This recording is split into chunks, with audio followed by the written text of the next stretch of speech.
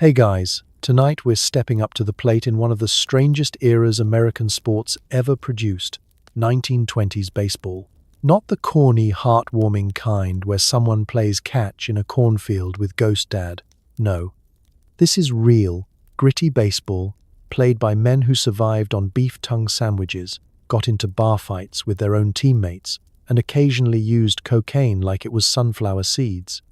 This was an age when chewing tobacco was a food group, helmets didn't exist, and the most trusted man on the team was a doctor who carried a flask and practiced medicine mostly by vibe. Ballparks were made of wood, gloves barely existed, and if you got hit by a pitch, your best bet was to rub some dirt on it, eat a steak, and hope morphine was on sale. But before we dive into the dust and chaos, do me a favor. Like the video and subscribe. But only if you actually enjoy this kind of thing. Drop a comment telling me where you're listening from and what time it is for you. Let's see who's falling asleep in their bathtub again. Now, dim those lights, turn on a fan for that warm, whispery hum of the outfield breeze, and get as cozy as you can. Tuck your arms in, just in case a rogue foul ball comes through your dreams. Let's get curious for a second. What was it like waking up in a boarding house with no insulation, a mattress full of horsehair, and a roommate named Moose who may or may not be sleeping with his eyes open? What did breakfast look like when athletes ate eggs fried in lard and chased them with a cigarette? How do you survive 9 innings in 90-degree heat wearing wool pants and no deodorant? Why was cocaine sitting casually next to the chewing gum in the dugout? And why was it passed around between innings like a party favor? How did anyone travel across the country in train cars with chickens and live jazz bands? And was the catcher really expected to block 90 miles per hour fastballs using a piece of fencing wire and sheer optimism? Well, congratulations, you've just woken up in the year 1923. You're in a sagging bed in a shared room that smells like shoe polish and defeat. Your cleats are falling apart, your breakfast was hot dog adjacent, and your coach just handed you a glass vial and said, "Take 2 and slide hard. Play ball." You blink awake to the aroma of stale cigars, cold coffee, and a roommate who may or may not be legally dead. The wallpaper is peeling. Your mattress is stuffed with horsehair and disappointment. And the only thing colder than the linoleum is the look your landlady gives you for missing rent. Welcome to your morning, slugger. You lie there for a second, letting the reality of your surroundings seep in, along with the draft from the cracked window by your head. The sun's just coming up, its weak light fighting a losing battle with layers of soot and whatever your roommate has been fermenting in the windowsill jar. You're pretty sure you saw him add something last night that was either a frog or a chunk of ham. You don't ask anymore. Some things are better left uninvestigated. Your mattress, built to double as a medieval torture device, offers 0 support and a surprise lump every 3 inches. You roll over, accidentally poking yourself with what might be a chicken feather or a fragment of someone's failed dreams. There's a suspicious crunch as you sit up. Could be a peanut shell. Could be a cockroach. Could be the sound of your back giving up entirely. You pull the thin blanket tighter and squint at your roommate, who's snoring with the kind of gusto that suggests his lungs are auditioning for a jazz band. You contemplate poking him with a broom handle to see if he's alive, but decide against it.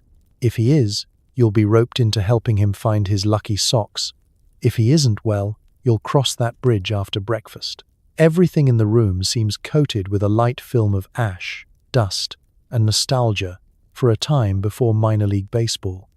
Your uniform hangs limply from a nail, still faintly damp from last night's rain and yesterday's defeat.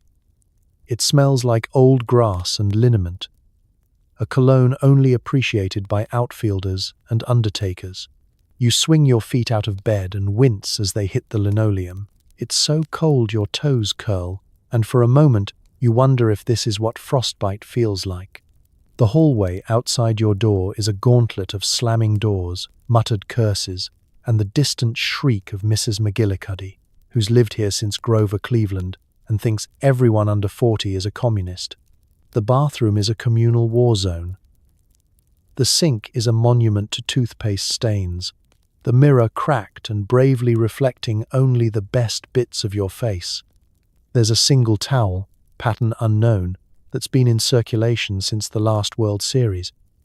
You do your best to avoid eye contact with the mildew patch on the ceiling that seems to be growing sentient.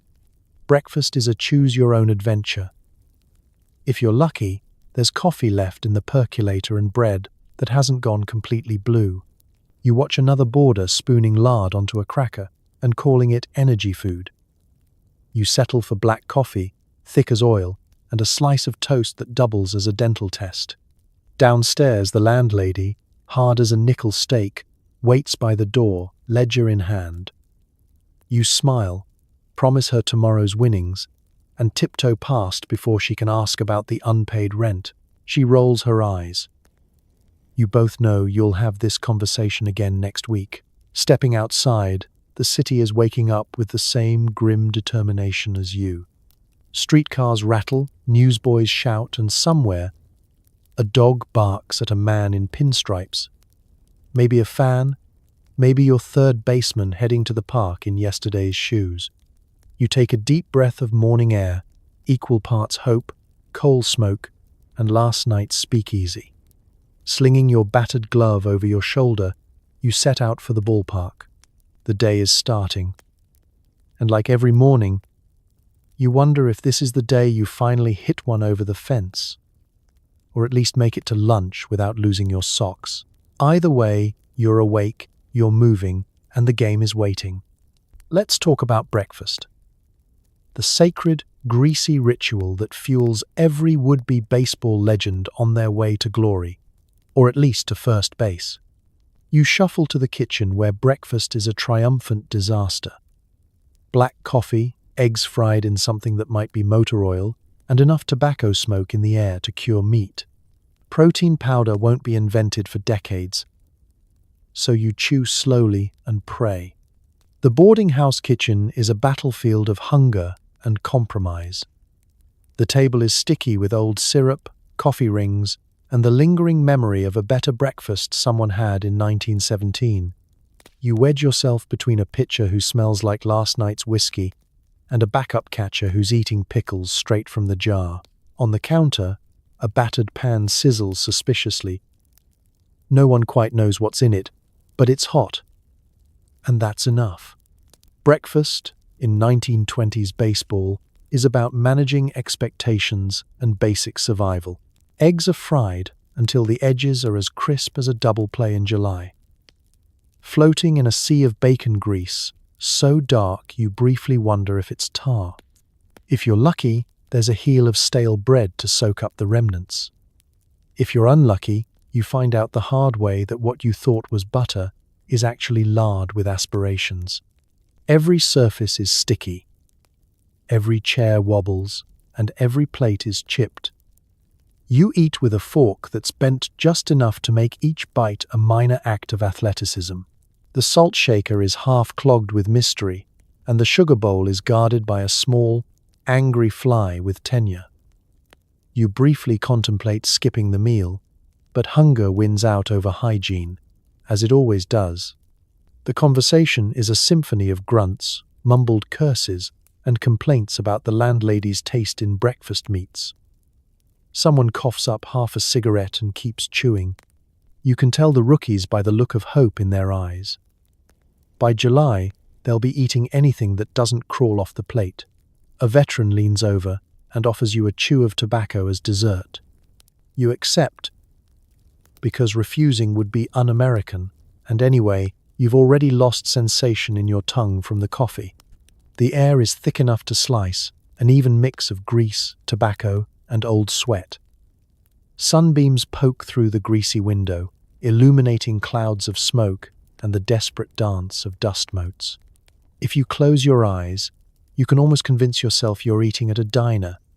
If that diner is run by people who've never seen soap, after a few minutes, the landlady bustles through, brandishing a broom and a list of unpaid debts. She smacks the counter for emphasis. Everyone ducks, including the cat, who's stealing someone's sausage. You promise her a home run in exchange for forgiveness. She promises to lock you out if you're late again. It's a draw. As you sip your coffee, which doubles as a digestive aid and a laxative, you scan the morning paper for your name. It's not there, again, but the crossword is missing half its clues, and you suspect the second baseman is hoarding the answers. Breakfast ends with a ritual scraping of plates and a final, resigned sigh.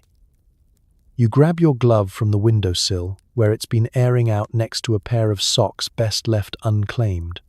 The kitchen empties as players drift out, rubbing their bellies, lighting up fresh cigarettes, and complaining about the lack of anything green or resembling a vitamin.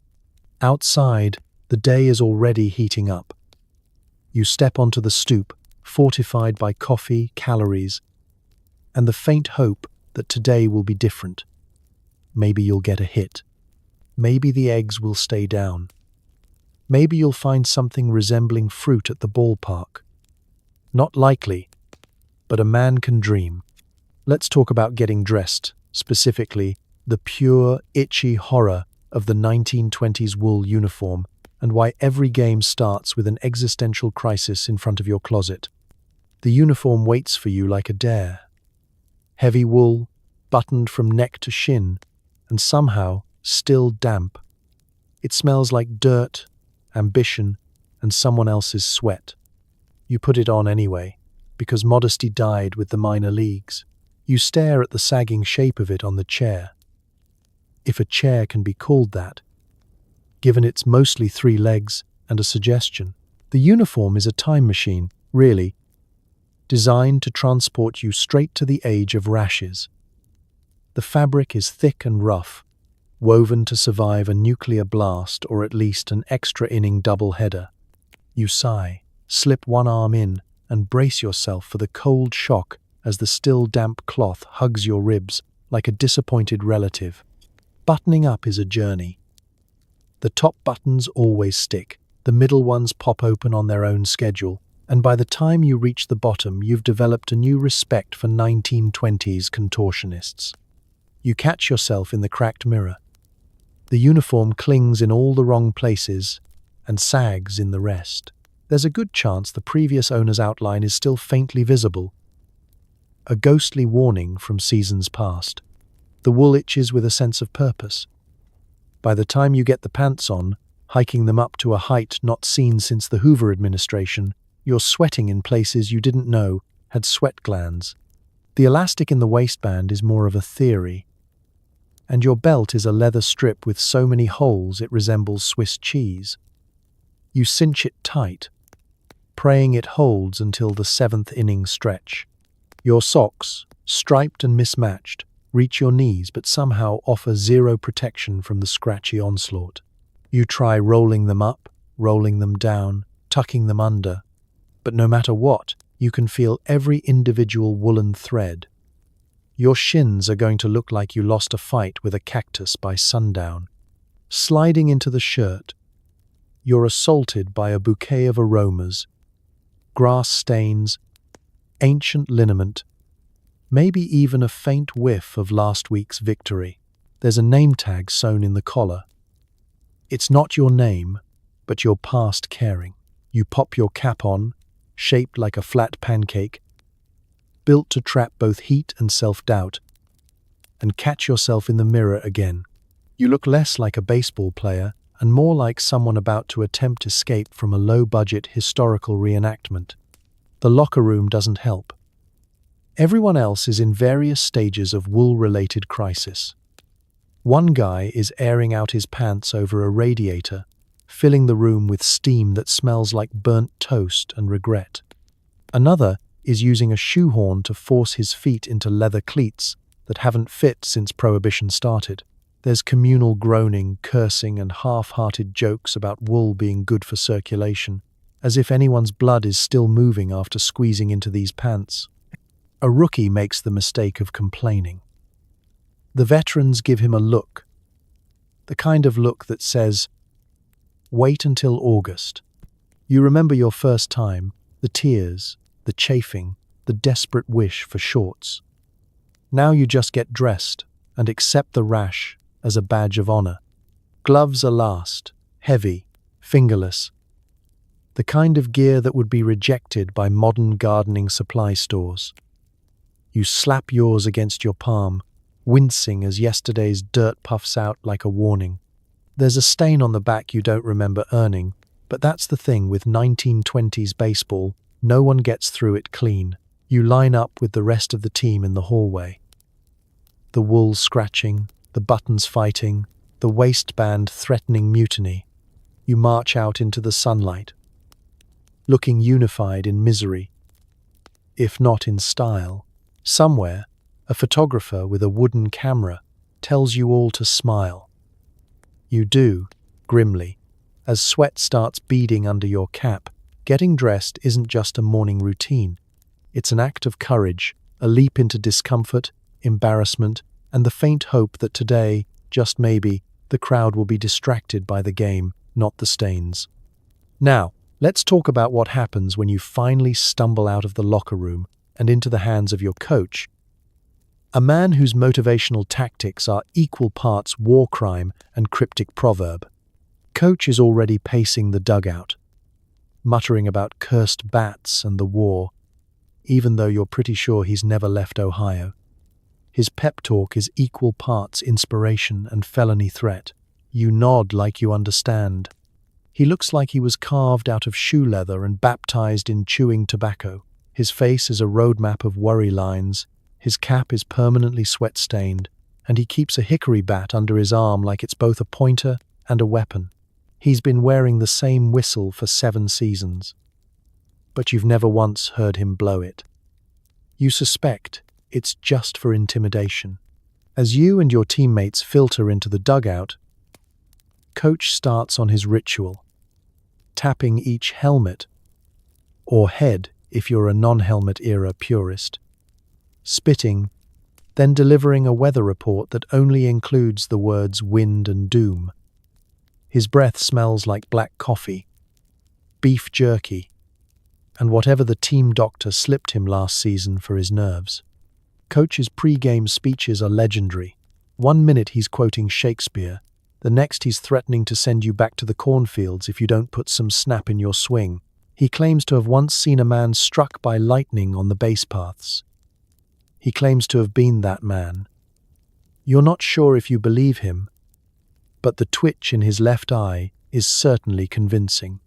Today, he's holding court with the team over a bucket of balls, outlining the day's strategy, which involves hustle, heart, and if necessary, tripping the shortstop when the umpire isn't looking. Superstitions run deep with this man. He rubs dirt on his hands before shaking yours. He'll change his socks mid-game if you strike out looking. He insists on starting each season with a chicken sacrificed by the bat boy, though this year they just substituted with extra fried chicken from the corner store. The dugout is a circus of rabbit's feet, lucky coins, and strange rituals.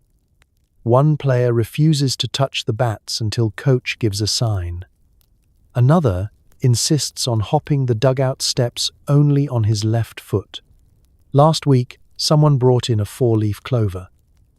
Coach made us bury it in center field because you never trust a weed that looks that smug. When the mood sours, coach gets creative. If a player goes hitless for more than 2 games, their glove is ceremonially burned behind the outfield fence. You once saw him draw a chalk pentagram around the base bags after a losing streak, muttering something about the curse of 1919. The shortstop claims he hasn't slept right since. Coach is also a believer in motivational violence. Usually a swift whack on the backside with a fungo bat, or a not-so-subtle shoving match when the dugout gets too rowdy. The league says it builds character. Your bruised ribs say otherwise. Despite his threats, Coach is fiercely protective. He'll berate you for a bad play and then buy you a nickel soda when nobody's looking. He lectures the rookies about respecting the game, which includes always tucking in your shirt, never spitting on the home plate, and never, under any circumstances, mentioning the word no-hitter after the 2nd inning. He closes his pep talk with his trademark mantra. Remember, boys, luck favors the prepared and the slightly unhinged. Then, With a flourish, he spits into his palm and slaps the closest player on the back. You don't know whether to feel inspired or mildly concussed. As you march out to warm up, you realize you wouldn't trade Coach for the world, even if you sometimes suspect he keeps a voodoo doll of the third baseman in his locker. In 1920s, baseball, superstition is just a way of life. And violence, apparently, is just another coaching strategy. Now, let's talk about the real medical science behind the game. The team doctor's travel kit, which features enough questionable remedies to get you through 9 innings. Or, possibly, an exorcism. He opens a battered leather case and pulls out a bottle labeled "for nerves." You ask what it is. He winks. You down it anyway and suddenly feel like you can run through a fence, or at least ignore your groin injury for another 3 innings. The team doctor isn't exactly a doctor. His actual credentials are a mystery. His office is whatever corner of the dugout isn't currently being used for sunflower seed spitting. His hands are steady. His mustache is enormous. And his diagnostic approach is simple. If it's bleeding, wrap it. If it's swelling, ice it. If it hurts anywhere else, try a spoonful from one of the many mysterious bottles in his bag and hope for the best. His bag is a thing of legend, old, cracked, smelling faintly of camphor, pipe smoke, and last year's regret. Inside, he's got everything a ball player could need. Bandages stained with years of mud, a half-empty bottle of whiskey for sterilizing wounds and nerves, a rattling tin of aspirin, and, front and center, a tiny jar of white powder with a handwritten label that reads PEP. You quickly learn not to ask questions. Every answer just raises more. Feeling sluggish? He's got something for that. A capsule that tingles all the way down and makes your eyes water. Got a cough? There's a syrup that would peel paint off a fence and knock you out for the rest of the game. Rolled your ankle sliding into second? He'll rub it with liniment so pungent it could double as insecticide. Then wrap it up tight and send you back out with the advice to walk it off, champ.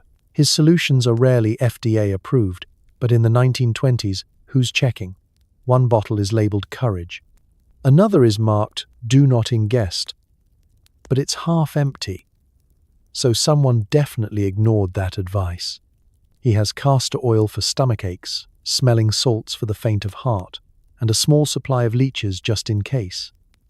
Though you suspect those are more for morale than medicine, most injuries are met with a head shake and a story about that time he played shortstop for the Mudville Maroons and took a fastball to the chin, only to finish the doubleheader with nothing but a sugar cube and a prayer.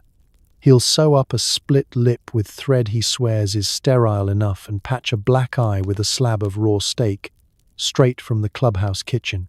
Ice packs are a luxury. Usually just a rag dipped in whatever was left in the icebox after the team's drinks were pulled. Before every game, there's a ritual in the corner. Players lining up for preventative medicine.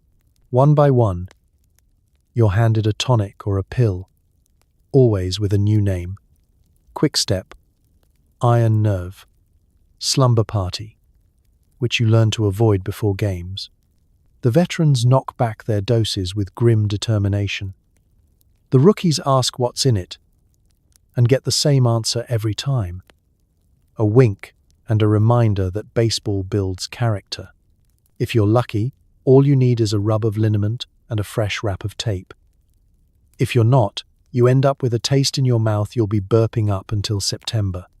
But you have to admit, whatever's in those bottles, it works, at least until the adrenaline wears off or your vision starts to blur. Still, no matter how odd his cures, the team doctor is beloved. He'll give you a pat on the back, a few reassuring words, and a guarantee that you're good for at least 3 more innings or your next paycheck. Whichever comes first.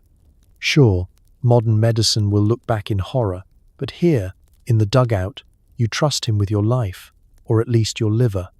Feeling invincible, you zip up your bag and follow the rest of the team toward the train station, ready to face the day, whatever limbs you have left. Because next up is travel, by train, by bus, or by sheer force of will, through a country that's just as unpredictable as your doctor's toolkit. You board a train packed with your teammates, a crate of pigeons, and a jazz band arguing about tempo. Someone's eating pickled eggs. Someone else is sleeping on the luggage rack. You claim the floor. It smells less like feet. The 1920s team train ride is equal parts moving circus and rolling livestock auction. The car itself is upholstered in patterns designed to hide stains from 5 different decades. You wedge your bag under a seat already occupied by the first baseman's emotional support chicken, Henrietta, who has more postseason hits than most of the infield. You're not sure where to sit. The benches are taken by the coach, snoring, open-mouthed, the trainer, bandaging his own thumb, and 2 backup pitchers locked in a heated chess match with bottle caps and a deck of cards missing the 8s. The catcher has claimed the bathroom as his private office. So you settle for the aisle. Legs curled around a pile of bats and something that might be a trombone case or an unclaimed pet ferret. There's no such thing as personal space. At every stop, someone new climbs aboard. An outfielder who smells like he lost a fight with a sardine. A vendor selling peanuts from a hat. A traveling salesman with a briefcase full of miracle cures and a limp handshake. The air is thick with cigar smoke, perfume, sweat, and a faint undertone of horse liniment. The jazz band, hired last minute because the team couldn't afford a gramophone, takes up the front row. They rehearse all morning, stomping out ragtime rhythms, while the bass player uses a hatbox for a drum. At some point, a clarinet solo erupts into a full-blown debate over Blueberry Hill, causing a scuffle that ends only when someone offers the trumpeter a hot dog. He accepts, mid-solo. Traveling by train means everyone has an opinion on everything. The coach rouses himself from his nap just long enough to bark about discipline and the importance of digestion. The rookies take turns trying to impress the veterans with card tricks and tales of their glory days in the minor leagues. Tales that grow less believable with each retelling. The shortstop claims he once outran a police horse in Toledo. Nobody buys it, but everyone asks for details. As the miles roll by, the scenery blurs from city grime to country green. Teammates argue about which town has the worst field, the cheapest beer, or the most aggressive fans. Someone brings out a harmonica, and for a brief moment, you're treated to the world's worst attempt at Take Me Out to the Ball Game. Henrietta the chicken clucks in disapproval. Meal service on the train is creative. If you're lucky, you get a sandwich wrapped in yesterday's newspaper. If you're not, it's pickled eggs, questionable jerky, or whatever's left of last night's team dinner. Someone opens a jar of ballpark relish, and it's quickly banished to the baggage car by popular vote. Sleep is a group activity, whether you like it or not. Some players doze against the windows, drooling on the glass. Others sprawl across 2 seats, shoes off, snoring loud enough to shake the fixtures. The manager claims a whole row, covered in financial ledgers and napkins, with half-written lineups. You pass the time by watching towns flicker by, counting cows, and wondering if any other job in the world would pay you to travel with this band of misfits, poultry, and under-rehearsed jazz musicians. You consider the possibility of jumping off at the next station, but the thought of finding your way home in cleats is enough to keep you seated. Eventually, the train slows. The next town looms, new fans, a fresh field, and a whole new set of mysteries. You gather your bag, tip your cap to Henrietta, and prepare to face the chaos of arrival, where the smells are new but the dust is always familiar. Let's talk about what it feels like to finally step off that train and arrive at the ballpark, where the real circus begins. The ballpark looms like a wooden barn full of regrets. Kids yell, vendors shout, and someone is selling lemonade that's definitely gin. You dodge a stray dog on the way to the locker room. No one reacts. It's just Frank, the team dog. Your first step off the train is a reminder that dirt infield is not just a description, it's a destiny. The parking lot is a field of potholes, rickety Fords, and one lonely Model T propped up on bricks. Maybe a fan's, maybe last week's visiting team. The sun hangs low, already sweating its way across the sky, and the dust clings to your wool pants like a codependent relationship. Vendors crowd the entrance, barking their wares with voices as gravelly as the warning track. There's popcorn, peanuts, sausages with more gristle than meat, and the lemonade stall, where the cups are sweating harder than the players. Every vendor knows your name, your batting average, and your outstanding tab from last week. You promise to pay them with your first home run, and everyone shares a laugh at your optimism.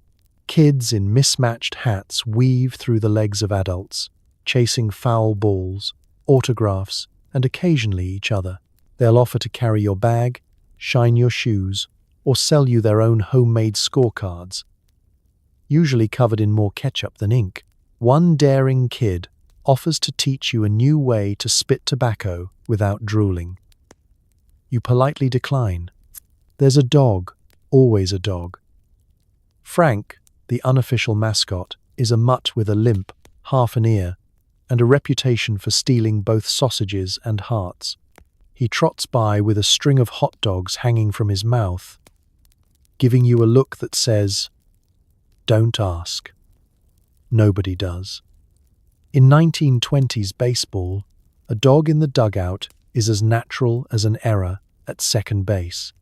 As you make your way to the locker room, you pass a row of wooden bleachers packed with local fans, families, gamblers, old men who haven't missed a game since Taft, and a few neighborhood legends who claim to have seen Babe Ruth before he got famous. The air is thick with excitement, cigar smoke, and the faint but persistent tang of liniment. The entrance to the locker room is hidden behind a wall of peeling paint and a sign that optimistically reads, "Home of Champions." You step inside and are greeted by a rush of musty air, the smell of old leather, and the distant sound of someone tuning a banjo. The room itself is a patchwork of lockers, benches, and gear bags, all competing for least sanitary surface. A single naked light bulb swings from the ceiling, offering just enough illumination to find your cleats, but not enough to see whatever's lurking behind the hamper. There's always someone already there. The veteran who arrives early to tape his wrists and grumble about kids these days. The rookie nervously triple-knotting his laces, and the trainer sorting through a pile of ointments, bandages, and what might be beef jerky. Conversation is a mixture of hope, superstition, and practical advice. Don't step on the foul line. Never eat the pickled eggs at the concession stand. And if you hear Frank barking during the 7th inning, bunt. Your uniform, now a shade dustier than before, is hanging in your locker. The number on the back is only half sewn, the buttons are mismatched, and there's still a smear of last week's infield on the knees. You change quickly, inhaling the heady aroma of anticipation, fear, and last year's socks. Outside, the crowd noise grows, a steady, comforting hum. You tie your shoes, tuck in your shirt, or don't. Coach will yell either way. And take a deep breath. The dust, the dogs, the desperation, it's all part of the ritual, part of why you're here. You grab your glove, adjust your cap, and step out into the sunlight, where every game is a new story, every inning a chance to rewrite your luck, and every dog is, apparently, just another teammate. Let's talk about the sacred chaos of the locker room itself, where privacy, order, and personal hygiene all go to die. The locker room is less a room and more an open-air apology. Benches creak. Towels are a concept. You overhear a debate about whether soap is a scam invented by Big Hygiene. You quietly agree. You step through the swinging door and are immediately greeted by a wall of smells, sweat, liniment, socks that predate prohibition, and the faintest note of wet dog, Frank, naturally, curled up under the bench, snoring with more dignity than most of your teammates. The floor is a patchwork mosaic of dirt, splinters, and chewing tobacco, all held together by the sticky residue of half a century of spilled tonic water. There are lockers, or at least things that are called lockers. Most are nothing more than cubbyholes, hammered together by someone with a deep resentment for carpentry. Padlocks are optional. No one's worried about valuables here. If you lose your cleats, you just check the rafters or see if Frank has dragged them out to bury in the outfield. Everything else is communal property. From liniment to socks to that one bar of soap someone brought as a joke, and now guards like pirate treasure. Towels exist, but only in legend. The few that do circulate have achieved mythic status, passed from player to player, never truly dry, always slightly mysterious in origin. You once saw the second baseman using one as a curtain to get dressed behind, which in this environment counts as high society. The rest of you settle for air drying, which in a room like this mostly means standing around hoping for a strong breeze through the open window. Personal hygiene is subject to negotiation. The catcher insists that the human body is self-cleaning, like an oven. The first baseman claims that sweat builds character, and after 7 seasons, he's practically a philosopher. There's ongoing debate about whether bathing during a winning streak will jinx the team, and you secretly suspect that's just an excuse to avoid icy showers and hard questions. Across the room, the rookie is dabbing at his armpits with a lemon wedge and a sock. The veterans watch with amusement, making a note to haze him later by hiding his shoes in the icebox. Philosophical debates blossom between innings. Is it better to wash your hands and lose your grip on the bat, or keep the grit and hit harder? Can a man truly be clean if his uniform hasn't touched soap since Memorial Day? Should the landlady charge extra for grass stains, or is that just part of the rent? Some players attempt to raise the tone. Someone posts a quote from Seneca above the water cooler, "We suffer more in imagination than in reality." Someone else draws a mustache on Seneca. You lean against your locker and listen to a half-hearted lecture on mental preparedness from a pitcher reading a book upside down. No matter how rough the conditions, there's a comfort in the routine. The familiar groans of the wooden benches, the clatter of cleats, the easy banter echoing off the walls. It's a brotherhood built on shared misery and mutual respect for surviving each other's smells. Frank the dog wanders between players, accepting scraps and philosophical head pats. He knows the secret to locker room life. Ignore the noise, find the warm spot, and never let them see you sweat. You envy him.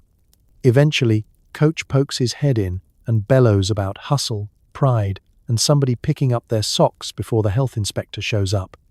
The team forms a ragged line, exchanging last-minute advice, lucky charms, and unhelpful reminders about what happens if you miss the cutoff man. You check your gear, take one more deep breath, immediately regretting it, and head out into the sunlight, feeling strangely proud of surviving another day in the locker room. After all, if you can make it through this, the rest of the game is easy.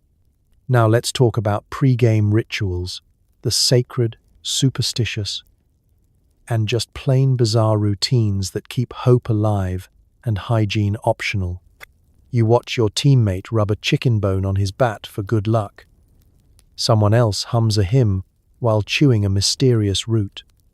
You sit quietly and wonder if you remembered to wear socks. Every ballplayer knows the real game begins before the first pitch, somewhere between chewing tobacco and chanting half-remembered superstitions. The dugout before a 1920s game is a mix of rituals, desperation, and the lingering hope that today might be different, if only the baseball gods can be persuaded. There's the outfielder who circles his glove 3 times over his head and spits in the same spot every morning. You've asked him why, but he just shrugs and says, "It worked last June." The shortstop never steps on the dugout threshold with his right foot. He claims it's bad luck, and after last season's 189 batting average, nobody's inclined to argue.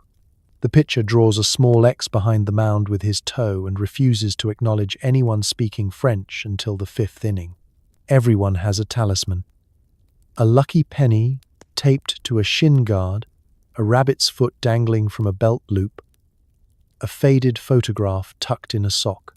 The rookie clings to a cracked bottle of liniment he swears once belonged to shoeless Joe Jackson. It didn't. A veteran has worn the same undershirt for 3 years. No one will sit beside him, but he hit 300 last August, so his methods go unchallenged. Snuff is passed around like communion. A battered tin appears, and each player takes a pinch, snorts and coughs violently. This, apparently, is a sign it's working. The coach spits tobacco into the dirt with the accuracy of a seasoned sniper, mutters something about respecting the diamond, and performs his own secret handshake with the bat boy, who has more ringside experience than half the bullpen. Music is part of the magic. A second baseman with a tin ear picks out ragtime on a battered harmonica, and anyone who can't carry a tune hums along anyway. Someone in the back starts up a hymn, blending faith, nerves, and the faint hope that today's umpire is feeling charitable. Amid all this, there's a constant clatter of bats, the soft thunk of balls into gloves, and the ever-present crunch of sunflower seeds.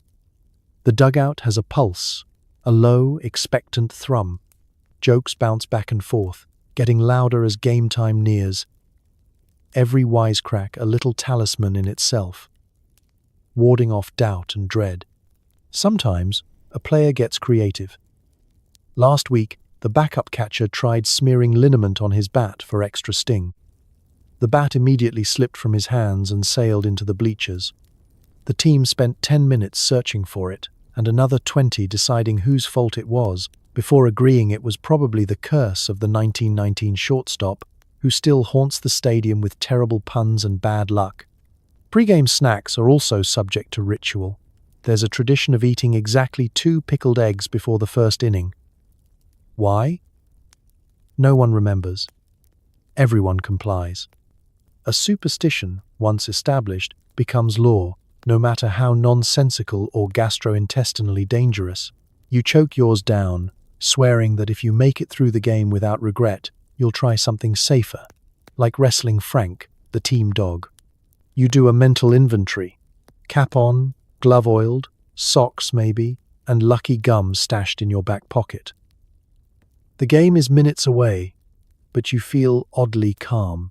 The world outside the dugout is full of chaos, angry vendors, bad jazz, and unpredictable weather. But here, surrounded by your teammates and their half-mad rituals, you almost believe in magic. The umpire calls 5 minutes. Coach barks, "Let's go, boys." There's a final flurry of rituals, one last rub of the chicken bone, a nervous joke, a secret handshake. Everyone lines up, shoulders squared, superstitions satisfied for now, and as you step out onto the field, you realize hope is its own kind of ritual, the only one that really matters. Now, let's talk about stepping up to the plate for that very first inning, where nerves, liniment, and blind optimism collide under the hot sun. You step into the batter's box without a helmet, armed with a splintery bat and a prayer. The pitcher snarls. You blink. The ball is already past you. You tell yourself it was a practice pitch. The crowd behind you is buzzing, but not in the electric energy way. More like a wasp nest that's grown used to disappointment. There's a kid heckling your batting stance, a vendor hurling dubious encouragement, and your coach whistling at you like you're a sheep that's wandered into traffic. You take a deep breath, inhale the scents of dust, liniment, and the unmistakable tang of hot dogs grilled to an existential crisis. It's the first inning of a 1920s game. No music blaring from speakers, no pyrotechnics, no helmet to keep your thoughts from leaking out the top of your skull. The only protection between you and a wild pitch is the force of your own optimism and a cap so thin you can feel the breeze through the seams. You take a few practice swings, trying to ignore the fact that your bat feels like it's one foul tip away from turning into toothpicks. The pitcher on the mound looks like he's been sleeping in his uniform for a week. He's chewing something with intent, tobacco, probably, but possibly a piece of the dugout bench. He winds up, grunts, and fires a fastball that sails inside, brushing your ribs. You jump back, heart pounding, and remind yourself that in this era, bruises are proof of courage, and taking a pitch is basically a rite of passage. There's no armor here, no elbow guards, no shin guards, no protective padding except maybe the layer of dirt caked into your pants from last week's slide into third. You grip the bat tighter, eyeing the fielders behind the pitcher's shoulder. The infield looks relaxed, almost bored. Their body language that special blend of confidence and profound sunburn. Second pitch comes in. This one's a curveball. You swing, mostly out of reflex and partly out of panic. The bat meets air, and the crowd sighs as one. A sympathetic grandma in the front row knits faster, as if she can will a hit into existence with sheer yarn and maternal disappointment. You step out of the box, wipe your hands on your already filthy pants, and dig your cleats back in. The umpire, who might be asleep with his eyes open, mutters, "Strike two." You nod, pretending you're locked in, but really you're just doing the math. What are the odds of making contact before the splinters outnumber the wood? Third pitch, a slow, lazy curve. You spot it, lunge, and hear the crack of the bat, sweet relief. The ball bounces harmlessly toward the shortstop, who fields it with one hand and flips it to first before you've made it halfway down the baseline. Out by a mile, you trot back to the dugout, tipping your cap to the peanut gallery, hoping they'll remember your name for something other than that guy who swung at shadows. Your teammates are waiting, offering encouragement that sounds suspiciously like sarcasm. "Nice cut," says the backup catcher, who hasn't had an at-bat since the Coolidge administration. Coach gives you a nod that's 1 part support, 2 parts we'll talk later.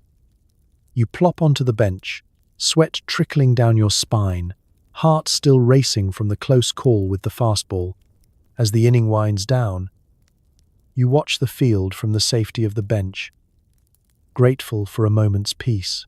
The sun beats down, the vendors call out, and you realize that surviving the first inning is an accomplishment in itself. No helmet, no problem, just another day in 1920s baseball, where luck is your only armor and humility comes free with every out. Let's talk about what it's like behind the plate, catching, crouching, and praying you survive the next 9 innings with your teeth and your dignity intact. The catcher squats behind the plate wearing a mask designed by a man who clearly hated faces.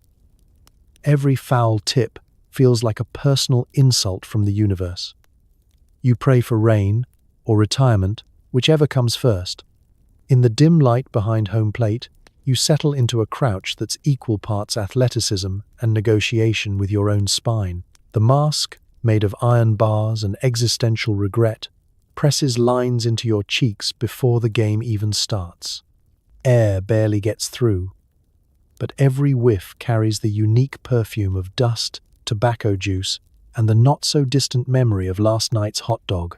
You can see almost everything through this cage, except, apparently, the fastballs destined for your nose. Your mitt, oversized and patched with more tape than glove, is your only reliable friend. You signal for a low pitch. The pitcher nods, then promptly ignores you, firing a heater at your left shoulder instead. You snag it, barely, feeling the sting shoot up your arm and into your fillings. Your knees ache, your toes are numb. Sweat rolls down your back in sheets, trapped by wool and bravado. The batter looms overhead, a shadow wielding a bat, that looks like it's hungry for blood. The crowd is a blur, their shouts merging into one long, unintelligible demand. Win, or at least don't embarrass yourself more than yesterday. The umpire squeezes in close, breathing coffee and suspicion down your neck. His strike zone is a philosophical concept at best. Some days, a pitch 3 feet outside is a strike if he owes you money. Other days, you could throw a strike through a keyhole and he'd call it a ball just to keep things interesting. Every foul ball feels like a cosmic joke, especially the ones that ricochet off your collarbone, thigh, or, on truly special occasions, your face. The mask shudders, your vision blurs, and you wonder if maybe this is the game where you lose your sense of taste for good. You give the batter a look that says accident or enemy. He grins back. In the 1920s, everyone's a little dangerous. You endure endless taunts from the stands. Kids yell advice, drunks offer betting tips, and the old men reminisce about the good old days when catchers wore nothing but courage and a thin mustache. You'd ask for hazard pay, but the club's too busy scraping together your actual salary. Between pitches, you shift your weight, stretch your back, and spit. Because that's what catchers do, even if it's mostly for show. You exchange signs with the pitcher, inventing new ones when he keeps shaking you off. You signal for a curveball. He winds up for a fastball anyway. It's a relationship built on mutual distrust and sore shoulders. Then there's the runner on first, eyeballing you like a pickpocket in a crowded street. You snap a throw his way, more as a warning than a threat, and he dives back to the bag with a grin. He's been here before, and so have you. This is baseball. Equal parts chess match, brawl, and game of who can smell worst by the ninth. By the time the inning ends, your knees are locked, your neck is stiff, and you have dirt in places you didn't know existed. You stagger to the dugout, peeling off the mask and leaving sweat stains that could be classified as historical artifacts. Your teammates nod with sympathy and a little fear. They know the job, and they're happy it's not theirs. You gulp down lukewarm water, rub your shins, and prepare to do it all over again. Because in this game, the catcher isn't just another player. He's the canary in the coal mine, the backstop against disaster, and, more often than not, the guy praying hardest for rain. Next up, let's talk about the pitcher. One tired arm, a battered ego, and a handful of medicinal powders holding it all together. His elbow clicks. His shoulder grinds. He rubs his arm with liniment that smells like regret and lemon rinds. Then he winds up and throws fire. Pain is temporary. ERA is eternal. To be a pitcher in the 1920s is to accept that your best friend is your worst enemy. And both of them live in your right arm. You start the day with hope, end it with ice, and spend the hours in between bargaining with muscles, ligaments, and that one tendon that sounds like it's chewing gravel. There's a reason pitchers are called hurlers. You throw until your body starts to question your life choices, and then you throw a little more. Preparation is a sacred, if slightly tragic, ritual. You slather your shoulder in liniment, a mixture of turpentine, menthol, and wishful thinking, until the skin tingles and the clubhouse smells like a lemon grove built over a tire fire. You wrap your elbow with so much tape you start to wonder if you're prepping for a game or just mummifying yourself for posterity. The trainer stands by, ready with a towel and a flask. The flask is technically for emergencies, but after your third doubleheader this week, emergency is just a state of mind. As you take the mound, you feel every mile of train track you crossed to get here and every inning you've pitched since April. The crowd leans in, part hopeful, part skeptical, all ready to judge your first pitch with the casual brutality of seasoned armchair athletes. Your catcher flashes the sign. You nod, more out of habit than conviction. The ball feels heavier than it did last season, Or maybe it's just your fingers that have shrunk from too many chilly night games and not enough rest. The wind-up is its own little symphony of creaks and cracks. You pivot, plant, and hurl the ball with everything you've got, which at this point is equal parts muscle memory and spite. The fastball sails in, smacking the catcher's mitt with a satisfying thud. You allow yourself half a smile until your shoulder reminds you that smiles are a luxury, not a necessity.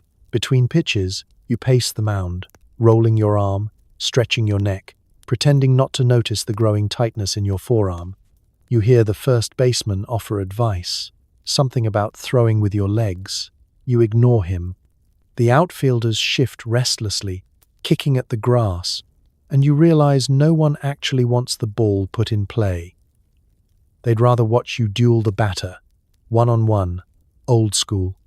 And then there's the pain. Oh, the pain. Sometimes it's a dull throb. Sometimes it's a white-hot zap that shoots up to your neck and makes you see last Tuesday. But you swallow it down, wash it with a slug of whiskey, discreetly poured into your water bottle, and remind yourself that the difference between legend and cautionary tale is one well-timed strikeout. You know your stats. You know your ERA as intimately as your own birthday. The scoreboard is your judge, jury, and occasional executioner. The manager signals from the dugout, one more batter, maybe two, before the arm goes from gamer to historical artifact. You shake out your wrist, grip the ball, and tell yourself you can go just a little longer. By the sixth inning, your tape is slipping. The liniment has burned a pattern into your skin, and your fingers tingle like a doorbell stuck in winter. But you dig deep, wind up, and let it rip. Because if there's one thing that unites every pitcher, past and present, it's the stubborn refusal to give in. When your day is finally done, you walk off the mound to scattered applause, tip your cap to the crowd, and duck into the dugout where the trainer waits with more tape, more whiskey, and a shoulder pat that says, "You're still standing."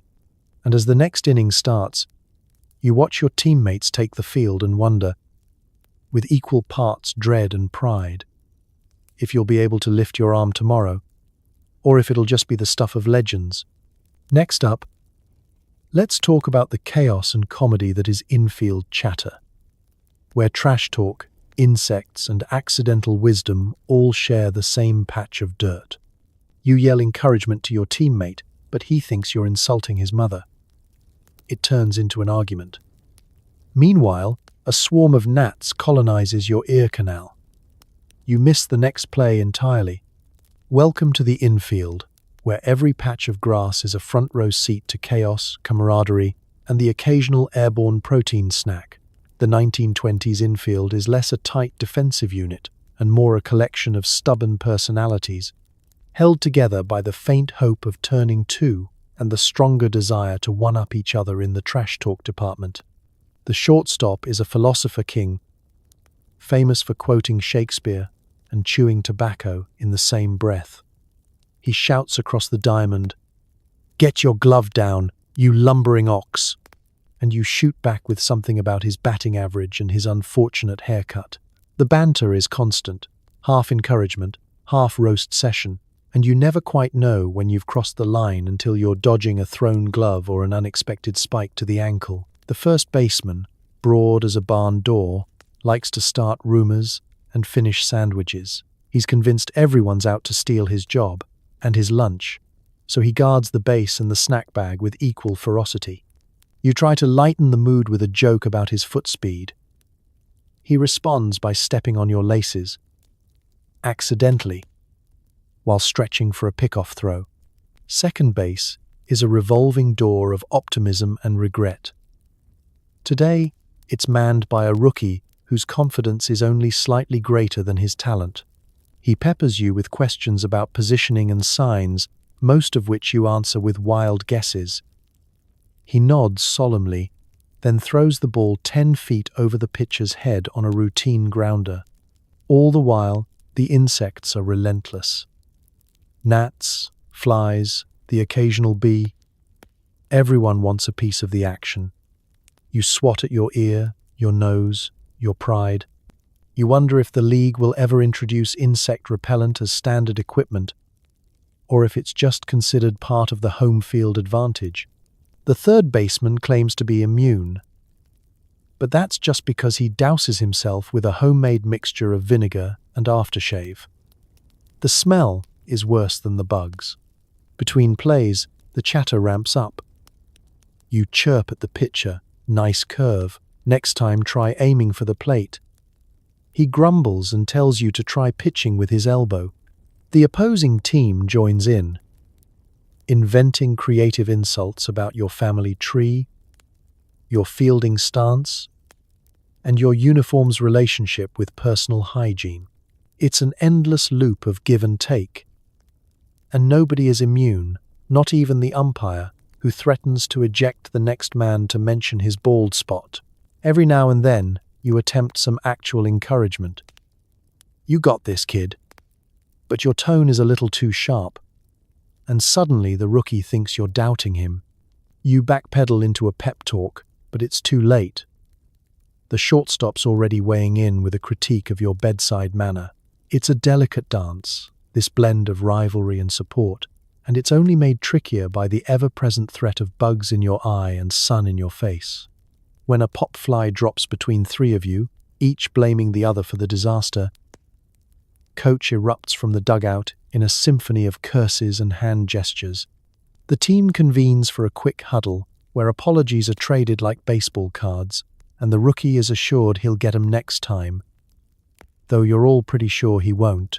Still, for all the jabs and distractions, infield chatter is the glue that holds this group together. You trade insults, but you also share laughs, secret signals, and the occasional stolen glance when a play actually goes right. It's an imperfect system, but it works. Mostly.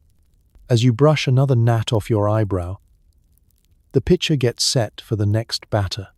You call out some half-hearted encouragement. Brace yourself for the next round of verbal and insect attacks.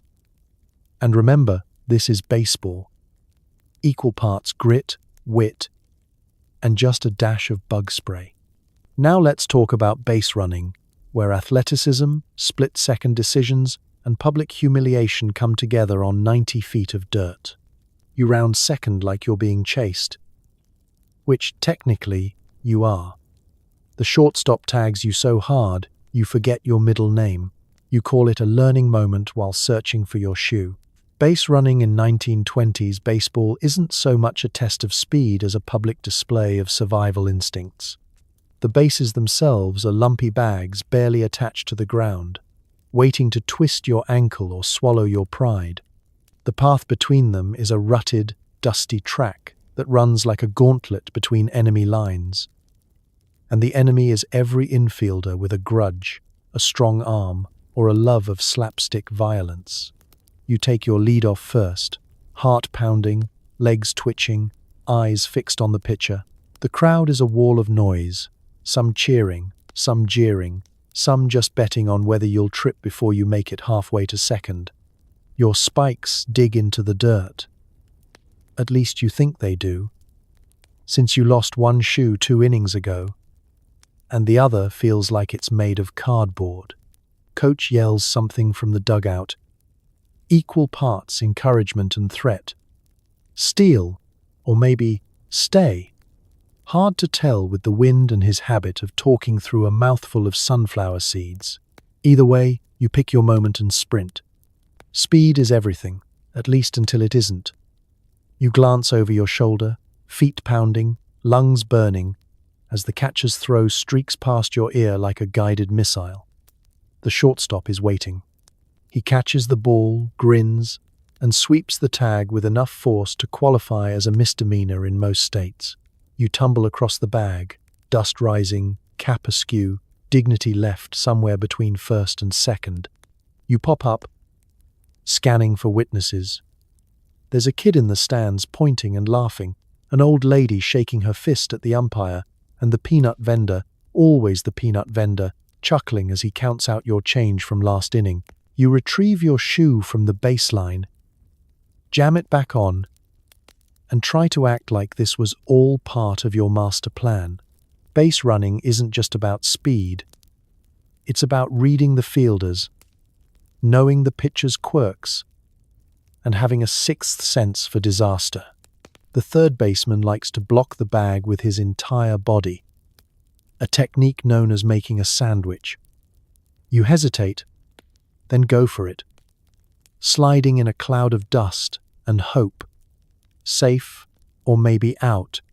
The umpire is still thinking about lunch, so you just grin and dust yourself off. On a good day, you might steal a base, score a run, or at least make it to third with both shoes and a story to tell.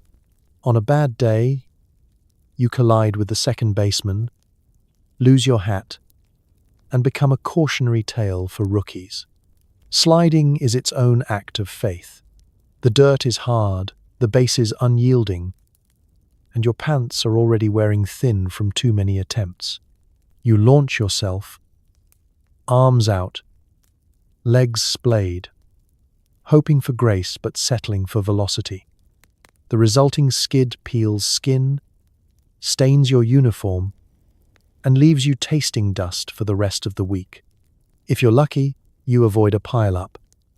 If not, you emerge from the scrum minus a sock and plus a bruise. Back on your feet, you check your uniform, grass stains, fresh tear, blood, probably yours. You adjust your cap, flash a grin to the bench, and try to catch your breath while the pitcher pretends not to notice you nearly gave yourself a concussion on the pop-up slide. There's an art to looking casual while limping back to the dugout. Your teammates offer helpful commentary. Nice hustle. Did you mean to do that? You okay, champ? You laugh it off, tell them it's just part of the game, and secretly vow never to try for an extra base again. Until next time, base running. It's humiliation, exhilaration, and improv comedy, all played out on the world's dustiest stage. And in the end, you dust yourself off and line up for the next round, because that's baseball. Next, let's talk about what really happens in the dugout between innings. When the team medic appears, the powder comes out, and everyone pretends it's just for energy. Between innings, the dugout becomes a pharmacy. The energy powder gets passed around like breath mints. You take a pinch, nod, and then run onto the field like a caffeinated cheetah with something to prove. No one calls it cocaine out loud. Not really. It's the special stuff. White lightning. Or, if you're being coy, the old infield pick-me-up. The team doctor keeps it in a little glass vial, tucked safely between the bottle of smelling salts and the jar of castor oil. It's doled out with the sort of discretion normally reserved for priests and poker players. You grew up thinking ball players fueled themselves with nothing but hard work and maybe a pork chop sandwich. But here, the truth is as plain as the powder on your upper lip. You're barely off the field when someone's already opening the vial, dabbing a finger, and tilting it your way with the casualness of passing a ketchup bottle at breakfast. Coach pretends not to see. He's too busy chewing tobacco and giving a lecture about grit and hustle, though you notice he never turns down his own dose on a double-header day. The veteran players have a routine: tap, sniff, a quick shake of the head, and then a whoop that signals to the outfield that the buzz is about to begin. The rookies try to look tough, but you can see the fear in their eyes the first time their nose tingles and their ears start to ring.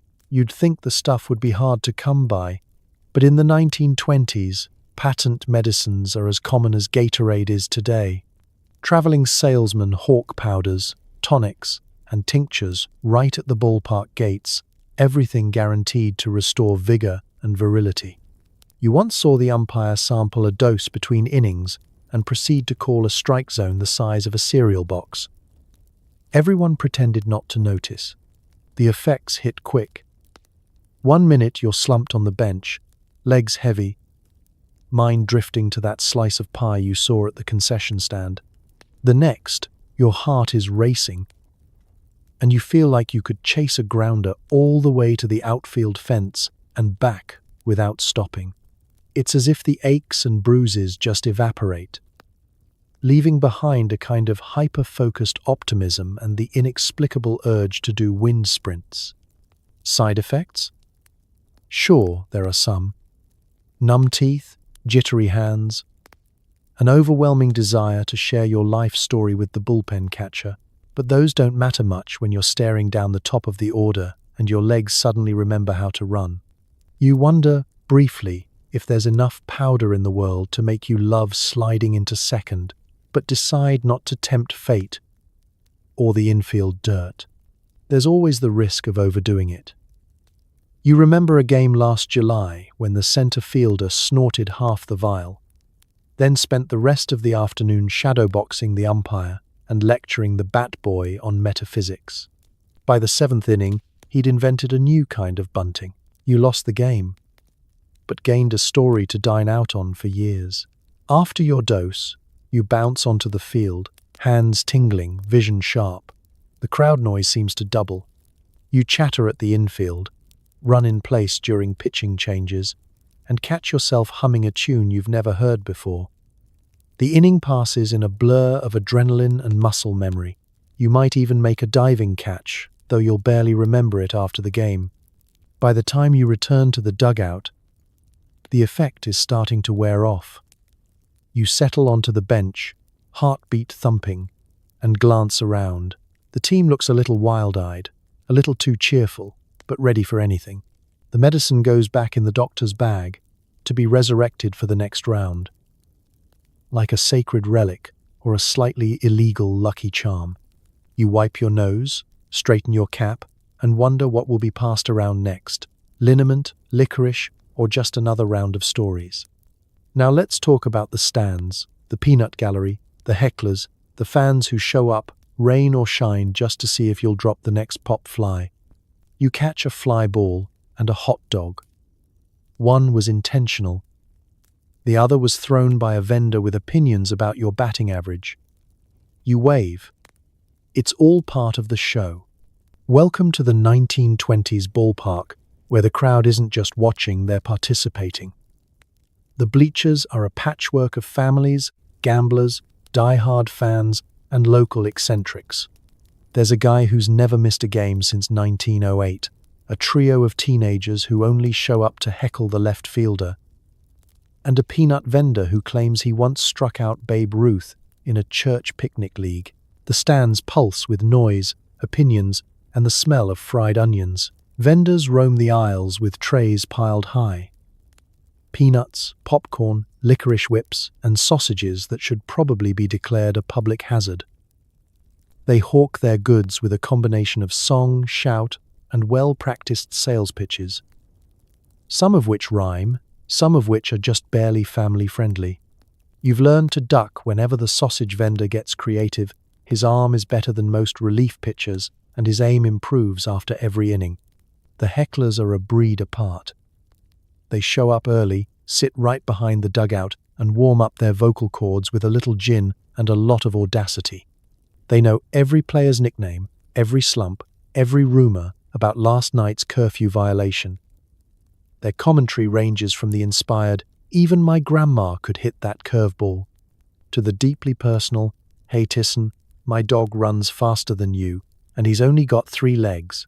Kids swarm the foul territory, ready to chase down any ball or player that comes their way. They barter for autographs, wave homemade pennants, and sometimes slip onto the field during warm-ups. You once signed a baby's forehead, a half-eaten pickle, and, inexplicably, a live chicken. The line between fan and participant is as blurred as the line between lunch and food poisoning. Not that you mind. The crowd's energy keeps you alert, and the right kind of heckle can turn into fuel. You've learned to respond with a tip of the cap, a theatrical bow, or, on especially good days, a little dance that would get you kicked out of most respectable establishments. After all, baseball is as much about showmanship as statistics. Sometimes the fans are helpful. A grandmother in the third row might shout, "Watch the bunt," at just the right moment. A local boy runs along the fence to return a foul ball faster than the bat boy. The community feels invested in every pitch, every call, every questionable decision made by the umpire. If the ump blows a call, the crowd unites in outrage, a symphony of boos, jeers, and the occasional thrown peanut. Other times, the fans are pure chaos. Rain delays turn into impromptu talent shows, with vendors juggling sausages and kids staging sprints around the bases. You once saw a pie-eating contest break out in Section C. By the end of the game, half the crowd is covered in crumbs and everyone is family, or at least friendly enough to share a seat and a secret. Of course, you've also had to dodge more than hot dogs. Coins, hats, advice, and once, a marriage proposal scrawled on a popcorn box have all come your way mid-inning. It's all part of the spectacle. If you can field a grounder with 3 hot dog wrappers clinging to your cleats, you're ready for anything the game throws at you. You finish the inning with applause from the crowd and a little extra mustard on your sleeve. It's messy, unpredictable, and totally unforgettable. And as you trot back to the dugout, you wave again, because in 1920s baseball, every fan is a character, every vendor is a minor celebrity, and every heckler is just waiting for you to hit one out of the park. Next up, let's talk about the umpire, the bravest, or most oblivious, soul on the field, calling balls and strikes in a world where everyone's sure they're right, except him. The umpire calls you out before the ball is even pitched. You question his vision. He questions your parentage. Everyone shrugs. It's probably fine. In 1920s baseball, the umpire is less a neutral authority and more a living, breathing paradox. He commands the field with the bravado of a traffic cop in a hurricane and the objectivity of someone who's already made up his mind before the coin toss. His chest protector is a battered pillow stuffed under his shirt. His mask dangles from one hand, and his hat sits at a rakish angle that says, "I haven't slept since Hoover was elected." You know his name, everyone does, but you never say it out loud. Superstition. He has the aura of an Old Testament prophet crossed with a vaudeville villain. His calls are cryptic, his gestures theatrical. He could rule a man safe at third with nothing but a raised eyebrow. And his strike 3 punch-out would make heavyweight champions jealous. You step into the batter's box and give him a respectful nod, hoping for mercy. He squints at you like you're a quiz question he forgot to study for. The pitcher starts his wind-up, but before the ball leaves his hand, the umpire's thumb is already in the air, out. You're so surprised you don't even argue. You just walk back to the dugout, past teammates who offer the standard condolences. He's blind, he's bored, maybe try buying him a beer after the game. You remember last week's doubleheader when the ump called a balk just as the third baseman sneezed. There was chaos, a heated discussion about the rules, and finally, a new rule. Don't sneeze when the umpire's watching. He enforces the letter of the law, but mostly just the letters he remembers. The fans have a love-hate relationship with him. Emphasis on hate.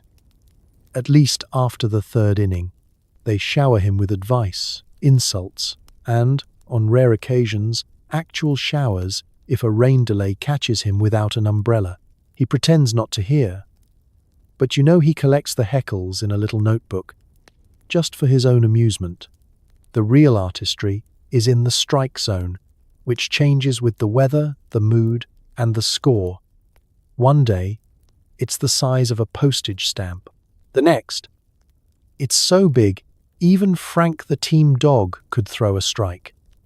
Pitchers grumble, hitters despair, and the ump just smirks, daring anyone to challenge his authority. Sometimes you do. He responds with a monologue on respecting the game, or, if you're unlucky, a sudden ejection and a story that ends with "back in my day." Still, you admire his courage. He stands alone, calling the game in the face of flying sausages, creative insults, and 30 grown men who all think they're right. He brushes the plate with a little whisk, straightens his hat, and barks, "Play ball!" like he invented the phrase. Between innings, he's part judge, part philosopher. He'll chat with coach about the price of beans, swap old war stories with the groundskeeper, and once settled a bet between two vendors over who could sell more licorice in the rain. There's rumor he once moonlighted as a stage actor, but no one's brave enough to ask. Occasionally, you see a glimmer of sympathy. He'll let a rookie slide on a borderline call, or let the game stretch just a little longer for the crowd's sake. But mostly he's a wall, unmoved by tears, protests, or bribes, at least the cheap ones. He's here for the love of the game, or maybe just for the entertainment value.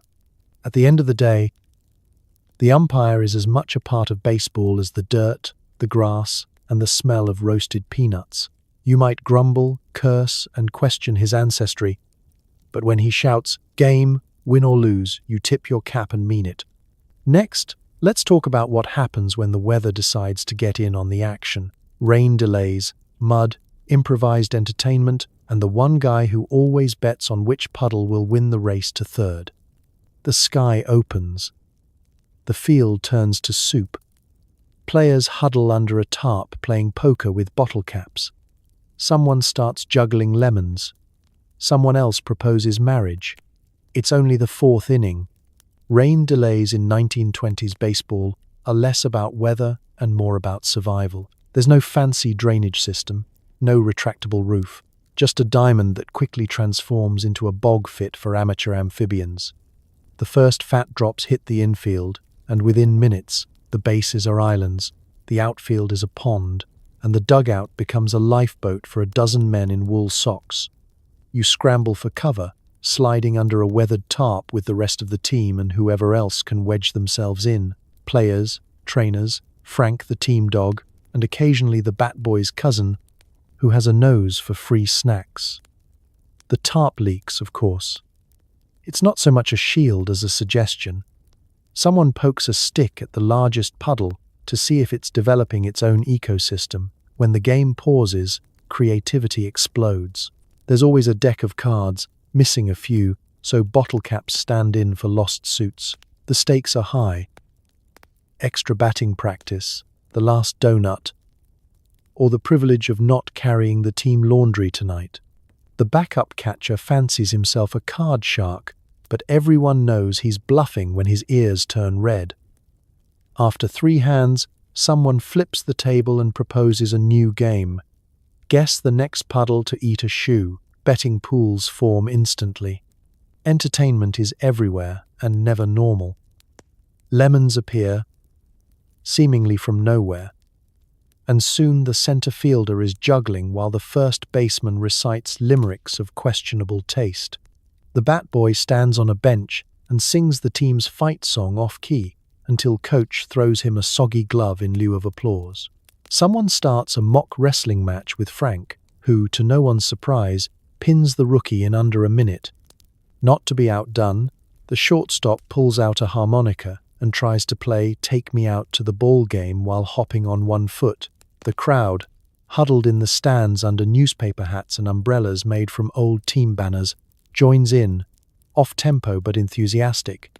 Vendors wade through the aisles, hawking hot dogs, lukewarm at best, and passing out slices of pie to anyone willing to brave the growing lake near home plate. The umpire, meanwhile, declares a rain delay with the gravity of a judge sentencing a man to life. He disappears into the press box, rumored to be sipping coffee and reading dime novels until the weather clears. Every 10 minutes, he reappears, squints at the sky, and shakes his head, either at the rain or at the spectacle unfolding under the tarp. As the minutes stretch into hours, boredom breeds boldness. Someone produces a ring, likely from the bottom of a Cracker Jack box, and proposes marriage to the peanut vendor. She says yes, but only if he can beat her at poker. You realize the wedding might happen before the game resumes. In the dugout, arguments break out over who's responsible for the rain dance last night at the speakeasy. Superstitions run wild. Someone throws salt over their shoulder, another rubs mud on their cap for luck, and the manager threatens to sacrifice the rosin bag if the clouds don't break soon. Eventually, the rain slows to a drizzle. The groundskeeper, equal parts magician and optimist, emerges, wielding a rake and an attitude. He surveys the field, shakes his head, and starts laying down sawdust, kitty litter, and whatever's left of his patience. Players spill out from under the tarp, shoes squelching, uniforms heavier but spirits high. The crowd, too, shuffles back to their seats, ready for anything. Muddy slides, wild throws, or the possibility of finishing a 9-inning game sometime before dawn. And as you jog back onto the field, you realize that, in baseball and in life, it's the rain delays, the unplanned, chaotic pauses, that leave you with the best stories and the sorest socks. Now, let's talk about the next sacred ritual, the 7th inning stretch, when tired legs, cramped backs, and bad singing collide for a few precious minutes of unity and relief. Out here, it's just you and your thoughts, and bees, lots of bees. You contemplate life, death, and why you chose baseball over accounting. The outfield is a country all its own, vast and lonely as the Great Plains. The infielders cluster together, chattering, signaling, plotting. But you, left to patrol 100 yards of grass and dandelions, drift in a state somewhere between hypervigilance and daydream. It's quiet, save for the occasional buzz of insects, the distant echo of the crowd, and the internal monologue that gets louder with every pitch. You scan the horizon. Far off, the vendors shout, a kid waves a pennant, a dog is trying to make off with a dropped hot dog bun. But here, beneath the relentless sun, there's nothing but you, your glove, and a patch of earth that somehow manages to slope downhill in 3 directions at once. The sun is merciless.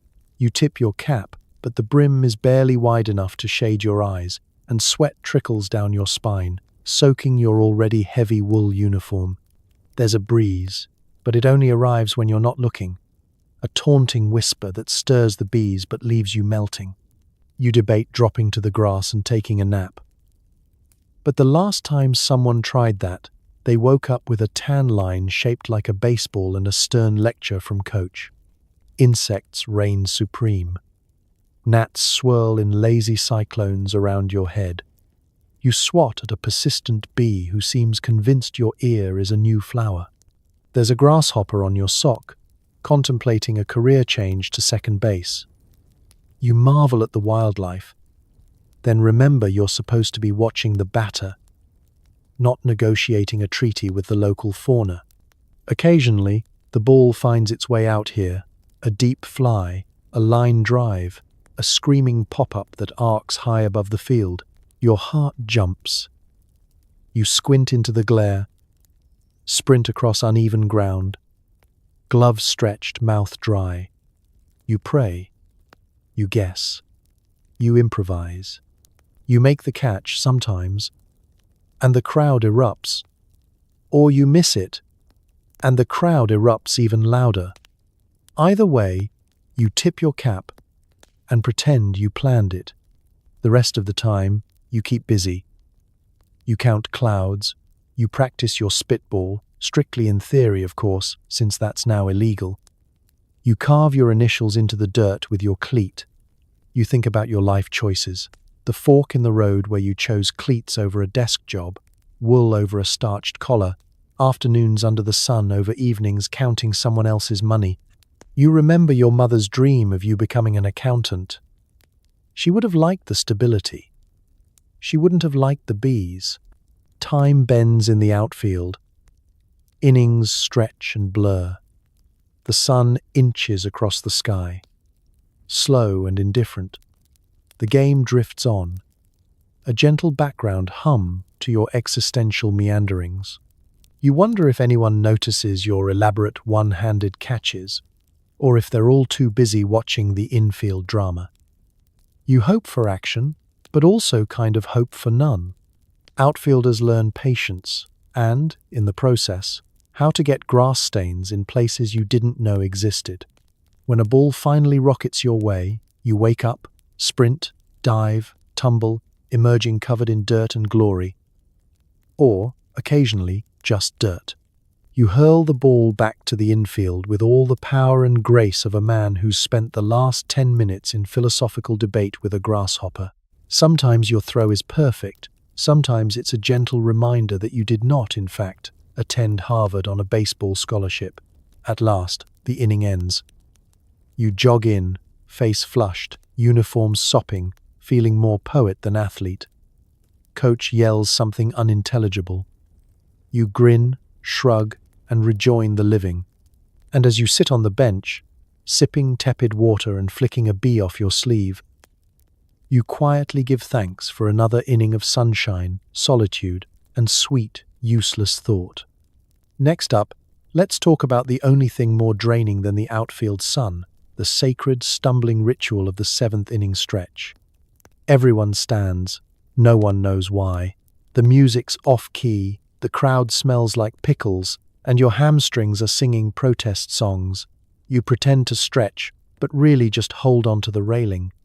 It's the seventh inning, not the end, not the beginning, just the strange, timeless limbo of baseball, the place where hope flickers and legs begin to cramp in sympathy. You rise from the splintered bench, knees creaking, back twinging, and join the parade of sore athletes and enthusiastic fans as they half rise, half unfold from their seats. All around the ballpark, a confused choreography unfolds. Some people reach for the sky, others squat like they're about to start a revolution. And a few wise souls just use it as an excuse to visit the concessions. Someone in the stands belts out "Take Me Out to the Ball Game" with the kind of confidence only a third lemonade can buy, the rest of the crowd following along in a tuneless but heartfelt murmur. The brass band gives it a try too, mostly in the right key, though the tuba is at war with the clarinet and the drummer seems to be playing Yankee Doodle by mistake. You stretch your arms overhead, only to realize that your uniform has welded itself to your back with sweat. Your left hamstring twinges, so you bend forward, touch your toes, or, more honestly, your knees, and try not to think about the fact that you'll have to run a wind sprint in about 10 minutes. The rookie next to you tries to do a deep lunge and nearly collapses.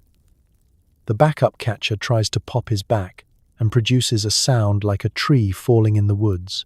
Meanwhile, the crowd is an ecosystem unto itself. Pickle brine, sweat, liniment, cigar smoke, popcorn, and that one sausage vendor's special blend all combine into an aroma that defies explanation and medical science. You take a deep breath, instantly regret it, and vow to avoid sitting near the third base bleachers ever again. Vendors seize their chance, weaving through the aisles with trays loaded high, cold drinks, lukewarm dogs, and candy that's been melted and re-solidified so many times it now counts as a mineral. Children use the opportunity to sprint up and down the stairs, chasing foul balls, or simply seeing who can cause the most disruption before the next pitch. Parents look on with tired resignation, knowing this will all end in grass stains and sticky hands. The seventh inning stretch is tradition, a moment suspended in time, a pause before the storm of late-game heroics or heartbreak.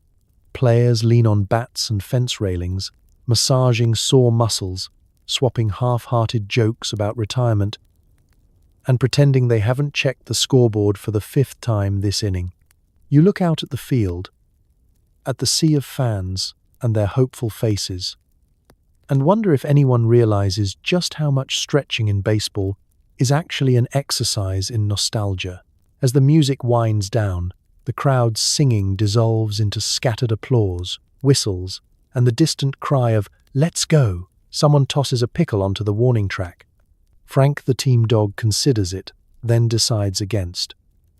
You give your legs one last shake, stretch your arms, and make a mental note to invent a better way to limber up before your next life. With a deep sigh, you grab your glove, check your cap, and line up for the bottom of the 7th. Your body is tired, but your spirit, stubborn as ever, is ready for one last push. The fans settle in, the band packs up, and the game continues, one cramp, one cheer, one hopeful swing at a time. Next up, let's talk about post-game life. The showers, the saloons, and the lingering bruises that only feel better after the lights go out and the laughter fades. After the game, the team heads to a bar behind a laundromat. The gin tastes like despair and pine cones. You raise a glass to survival. No one remembers the score. The sun is setting as you trudge off the field, uniform heavy with sweat and a fine dusting of infield dirt. There's a hush in the air, as if the stadium itself is tired. The crowd has faded, the vendors have packed up, and Frank the team dog is already curled up outside the dugout, snoring in a puddle of peanut shells. No one talks much in the locker room. Cleats are unlaced, shirts are peeled off. Bruises are surveyed with the silent resignation of men who know tomorrow will bring more of the same. Someone hums a sad jazz tune. Someone else sighs, and you all exchange nods of respect, or is it mutual exhaustion? The line between the two gets fuzzier with every inning. Once everyone's changed, or in some cases just added a hat and called it disguise, you shuffle out as a group. The route is automatic. Down the block, around the corner, through an alley lined with trash cans and mysterious stains, and into a nondescript door beneath a flickering red light. The laundromat's windows are steamed over, the hum of washing machines the only sign of legitimate business. You knock 3 times, mutter the password, double play, and are ushered into the speakeasy behind a rack of drying sheets. Inside, the air is thick with cigarette smoke, secrets and jazz. The tables wobble, the chairs are mismatched, and the bartender, a woman with a voice like gravel and eyes that miss nothing, slides you a glass of gin poured from an unmarked bottle. It burns going down, leaving an aftertaste that's part hope, part floor cleaner, and entirely the reason why Prohibition never stood a chance. The team sprawls out in a corner, pressed between a jukebox playing scratchy records and a group of old-timers locked in a chess match that spanned 3 seasons. The conversation is quiet at first, just muttered complaints about sore muscles, a retelling of the day's strangest play, and a half-hearted toast to whoever managed not to lose a tooth. You raise your glass, toasting to survival, to baseball, to making it through another day without permanent damage. The veterans toss back their drinks with the weary grace of men who've seen too many double-headers and too few paychecks. The rookies sip tentatively, then quickly learn the art of not making a face when the gin hits. No one remembers the score. Someone tries, but it turns into an argument about whether the 3rd run counted or if the umpire was just guessing again. Eventually, you all agree it doesn't matter. What counts is that you played hard, you played together, and you're still here, more or less in one piece. Stories start to flow. The backup catcher claims he once dated a movie star. No one believes him. But the story gets better with every round. The first baseman tells a tale about outrunning a police horse after a game in Street Louis. The bartender chimes in with her own yarns, each one wilder than the last, and soon the entire bar is laughing, forgetting aches and losses for a few brief, golden minutes. The night wears on. The music gets slower, the jokes softer, and the lights dim. You nurse your last drink, savoring the camaraderie more than the flavor, and watch as your teammates slowly trickle out, headed for boarding houses, flop rooms, or wherever a ball player rests his head when the world finally stops spinning. You step outside into the cool air, a little unsteady but strangely content. Above you, the city is quiet. Tomorrow, the cycle will begin again. Uniform, field, dust, bruises, and maybe, just maybe, a win. But for tonight, you've got good company, a soft bed, give or take a few springs, and the stubborn hope that there's always another game. Let's talk about what it's like to crawl into that bed, the mystery, the mischief, and the questionable stains that come with hotel life on the road. You collapse onto a bed that crunches. It smells like old cheese and something unspeakable. You roll over and find a sock that isn't yours. You keep it anyway. The road is hard on a ball player, but not as hard as the accommodations. Tonight's hotel is grandly called the Majestic Arms, but the only thing majestic about it is the effort required not to breathe through your nose. The lobby is lit by a single flickering bulb, a potted fern that's mostly dust, and a bellhop who looks like he hasn't slept since the Great War. You sign the guest book, no one checks the names, so half the team uses aliases just for fun. Your room is on the 3rd floor, which you climb by way of a staircase that groans in protest with every step. The wallpaper is a dizzying swirl of pastels, peeling at the edges like old sunburn. The door sticks. The key is bent. The number on your room has been written over 3 times. Inside, the furniture is arranged in what the manager optimistically calls eclectic style. There's a dresser missing half its knobs, a window with a view of the alley and precisely one half of a curtain, and, of course, the bed. Centerpiece of the haunted hotel experience. It crunches when you sit, the springs inside offering a discordant symphony of squeaks and snaps. You don't want to look underneath, so you don't. The pillow is so flat it might be a suggestion rather than an actual object. The blanket is a relic from another era, heavy as guilt, and smelling faintly of mothballs and possibly onions. You lie back and try not to think about the history embedded in the mattress.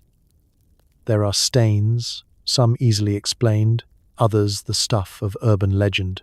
The second baseman swears he woke up once to find a baseball card from 1911 stuck to his leg.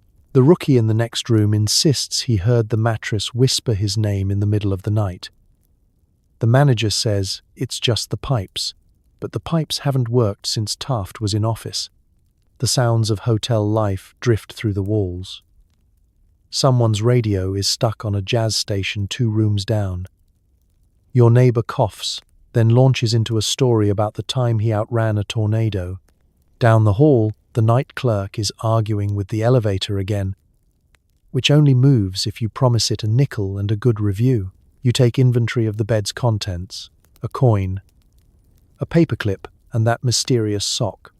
It's not yours, but you keep it.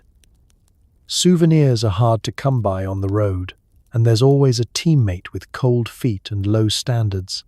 You add it to your growing collection of hotel oddities. 3 matchbooks, 2 pens, and a miniature bottle of revitalizing tonic you're afraid to open. Sleep comes in, fits and starts. Every movement sets off a chain reaction of springs, as if the bed is warning you not to get too comfortable. You toss, you turn, you flip the pillow in search of a cool spot and find only marginally less warmth and marginally more cheese scent. But eventually, exhaustion wins. The distant sounds fade, the lights outside the window dim, and you drift off, cradled by creaks, surrounded by the ghosts of players past and the very real hope that you don't wake up with a rash. Tomorrow, it's another town, another mattress, another chance to wonder if your bed is whispering your name or just plotting to eat your other sock. Next, let's talk about the joy of travel days, buses, broken dreams, and the relentless hope that this time you'll arrive with all your luggage and at least half your dignity. You wake up sore, confused, and hungry. Your glove is under the sink for some reason. Your jersey is missing a sleeve. There's a schedule on the wall. Double header today. Sunlight peeks through the threadbare curtain, illuminating a crime scene of scattered gear and sleep-deprived ambition. Your back protests as you sit up, every muscle filing a complaint. You pat yourself down, checking for the essentials, wallet, teeth, at least 1 sock, bonus if they match. The room is quiet except for the sound of your stomach making threats if it doesn't get food soon. You stumble into the bathroom, stepping over the third baseman, who's passed out on a pile of towels and snoring like an off-duty foghorn. Your face in the mirror looks like an artist's first attempt at a portrait. Lopsided, smeared, but still recognizable if you squint. You wash up, dry your face on something that might be a curtain, and try to piece together how your glove ended up under the sink. You consider asking your roommate, but he's still dreaming of bunting and bacon. The uniform situation is, as usual, a puzzle. Your pants are hanging from the window, airing out beside a hat that isn't yours. You find your jersey, but only half of it. The sleeve is missing, the buttons are mismatched, and there's a smudge of something that might have been part of dinner or part of a victory celebration. You piece together an outfit that passes for respectable, at least until you turn sideways. There's a knock at the door, a code you all use to signal breakfast. You follow the sound to the hotel's dining room, which is just a table in the hallway set with yesterday's bread, a few slices of cheese, and coffee so thick it barely moves in the cup. The team gathers, each man looking worse than the last. Conversation is sparse. A grunt here, a groan there, and a collective sigh when the manager walks in with today's schedule. Double header. 2 games, back to back, on a field that barely qualifies as level and in heat that would make a lizard sweat. The rookies groan. The veterans just nod and reach for the sugar bowl. You fuel up on toast, caffeine, and the shaky optimism that maybe today will be different, maybe you'll win both, or at least survive with your original number of teeth. Getting dressed is an exercise in problem solving. Missing laces are replaced with twine. A lost belt is substituted with a length of rope borrowed from the groundskeeper's shed. Someone's borrowed your cap. You steal it back. By the time you're ready, you're held together by hope, habit, and an impressive array of safety pins. The walk to the field is a group therapy session. Complaints about aches and pains, bad mattresses, and questionable menu choices bounce from player to player. Someone retells a story from last night, how the first baseman mistook a radiator for a vending machine. The laughter is tired, but genuine. You realize, through the haze of sleep and soreness, that this is what keeps you going. Not just the game, but the brotherhood, the running jokes, the shared misery and mutual respect. At the ballpark, you stretch, limber up, and try to convince your muscles that moving fast is in everyone's best interest. The crowd is already gathering, fans ready for another day of baseball, hot dogs, and heckling. Coach hands out the lineup card, and you take your place in the dugout, feeling the familiar buzz of nerves and anticipation. You check your gear one last time. Glove rescued, jersey patched, cap retrieved. And as you step onto the field, you smile, because no matter how tired, battered, or confused you feel, the diamond still calls, and you still answer. Ready or not, it's game time. Double header or not, you do it all again, because that's baseball. Next up, let's talk about the darker side. Clubhouse scandals, superstitions, and the unwritten rules everyone breaks but nobody ever admits to. The clubhouse whispers about a fixed game, a bribed umpire, and a pitcher with 2 birth certificates. You don't ask questions. You're too tired, and the bat boy is blackmailing everyone anyway.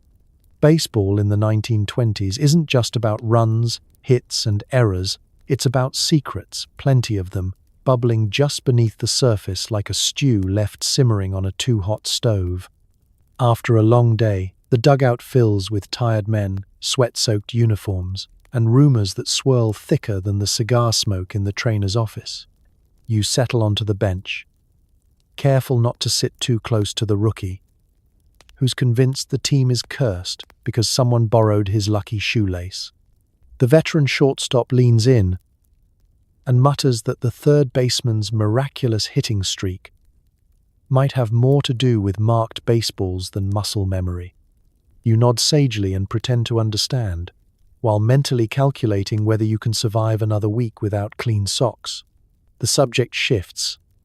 as it always does, to gambling. Someone mentions the odds in Cincinnati, someone else mutters about a bookie with a suspiciously good memory for statistics. You hear tales of side bets on everything from the number of foul balls in an inning to whether the peanut vendor will make it across the bleachers without being tackled by a rogue fan. Sometimes you wonder if the only person who isn't gambling on the game is the guy selling popcorn. Cheating? It's an art form. Spitballs, scuffed balls, loaded bats, and secret signals are all part of the playbook. The pitcher, who goes by 2 names and 3 different birth dates depending on the state, has a fastball that dances like a caffeinated squirrel. Nobody's quite sure if it's legal or just lucky. You once caught the catcher swapping out signs with a series of coughs, winks, and nose taps, confusing the batter, the umpire, and himself. Even the coaches are in on it. The manager keeps a rain stick behind his desk, swearing it can summon downpours if the odds aren't in his favor. The trainer has a notebook labeled Creative Accounting, filled with receipts for non-existent ice, 12 pairs of team socks, and 1 suspicious entry, miscellaneous incentives. You don't ask what that means. Plausible deniability is as valuable as a new glove. The bat boy, wise beyond his years, sits in the corner taking notes on everyone's secrets. He knows who skipped curfew, who's behind on dues, and who's responsible for the mysterious pie that appeared in the umpire's locker last Tuesday.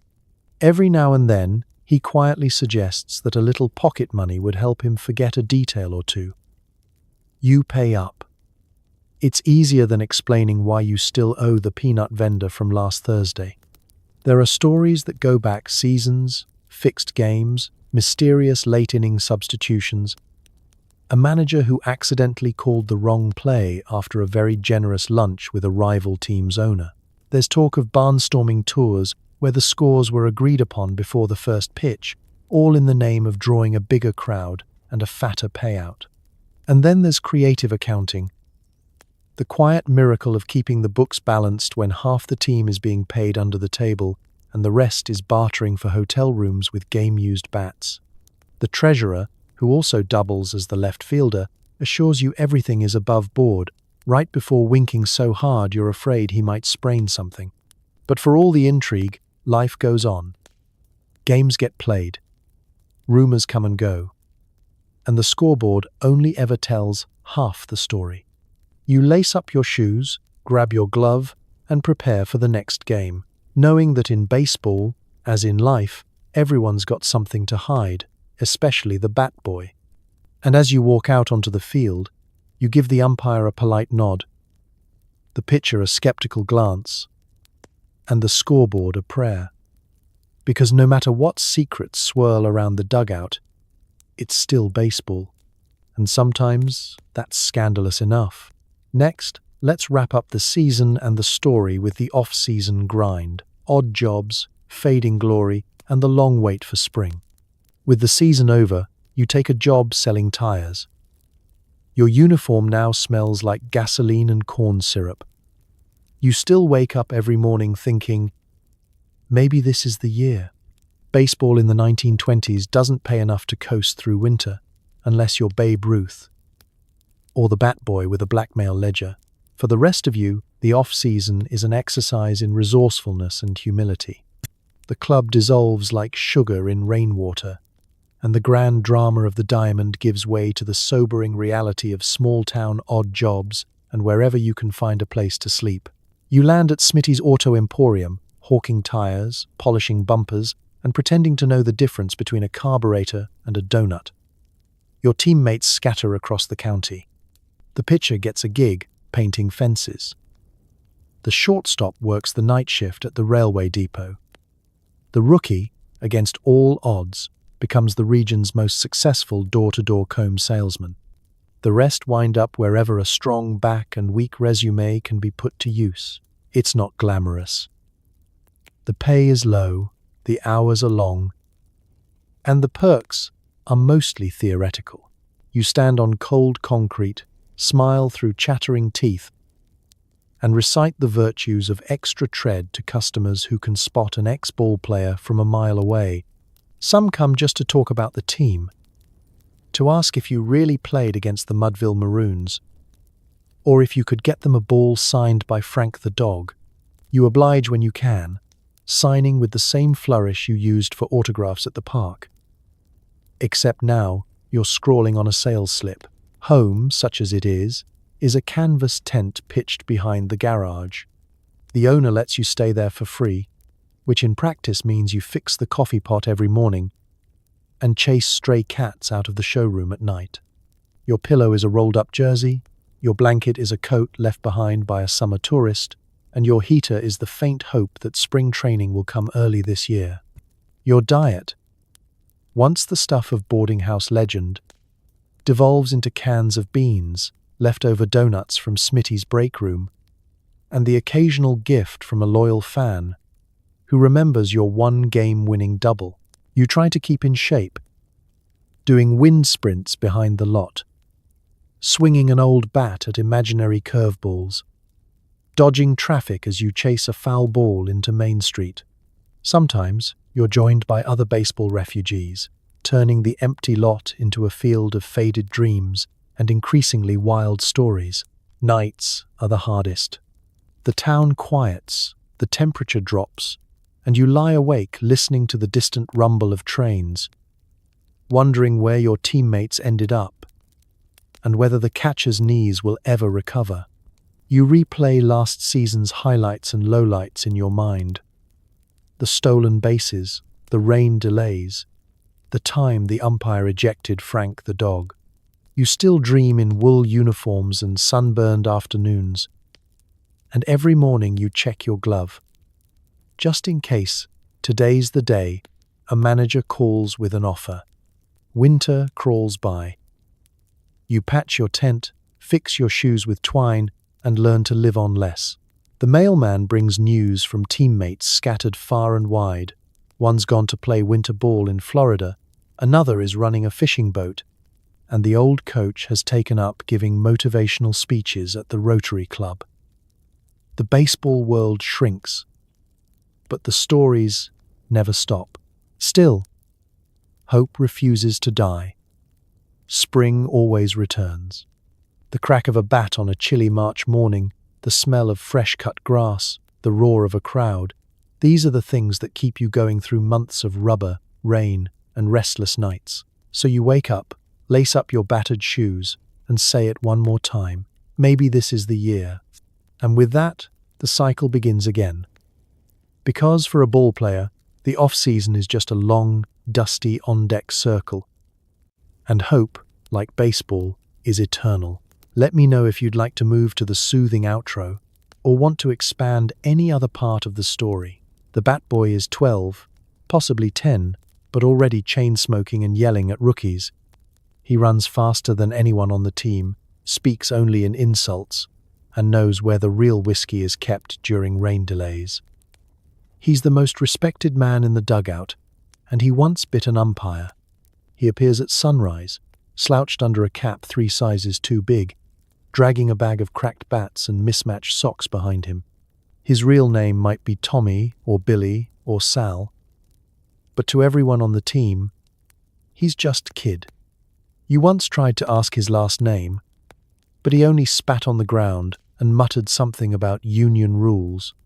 No one pressed the issue after that.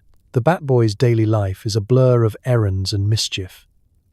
He sharpens spikes, fetches sodas, untangles mitts, and delivers impossible orders with a scowl. He is the first to arrive and the last to leave, lingering in the dugout to swipe stray quarters, polish trophies with his shirt sleeve, or organize hazing rituals with military precision. The only thing sharper than his sense of smell is his mouth. He can roast a rookie's haircut and question a veteran's heritage in the same sentence, all before breakfast. His utility belt, an old canvas pouch slung around his waist, contains sunflower seeds, a slingshot, a roll of athletic tape, and, mysteriously, a house key that unlocks absolutely nothing in the ballpark. He's the dugout's fixer, messenger, comedian, and, occasionally, therapist. Players trust him with secrets they wouldn't tell the priest. Hidden injuries, broken hearts. Even the location of coach's emergency flask. Hazing the bat boy is a rite of passage for new players, but it never goes as planned. Once, a rookie swapped his tobacco with licorice. Kid replaced the rookie's glove with a left-handed version and watched him chase pop flies in circles for an inning. Someone else tried to glue his hat to the bench.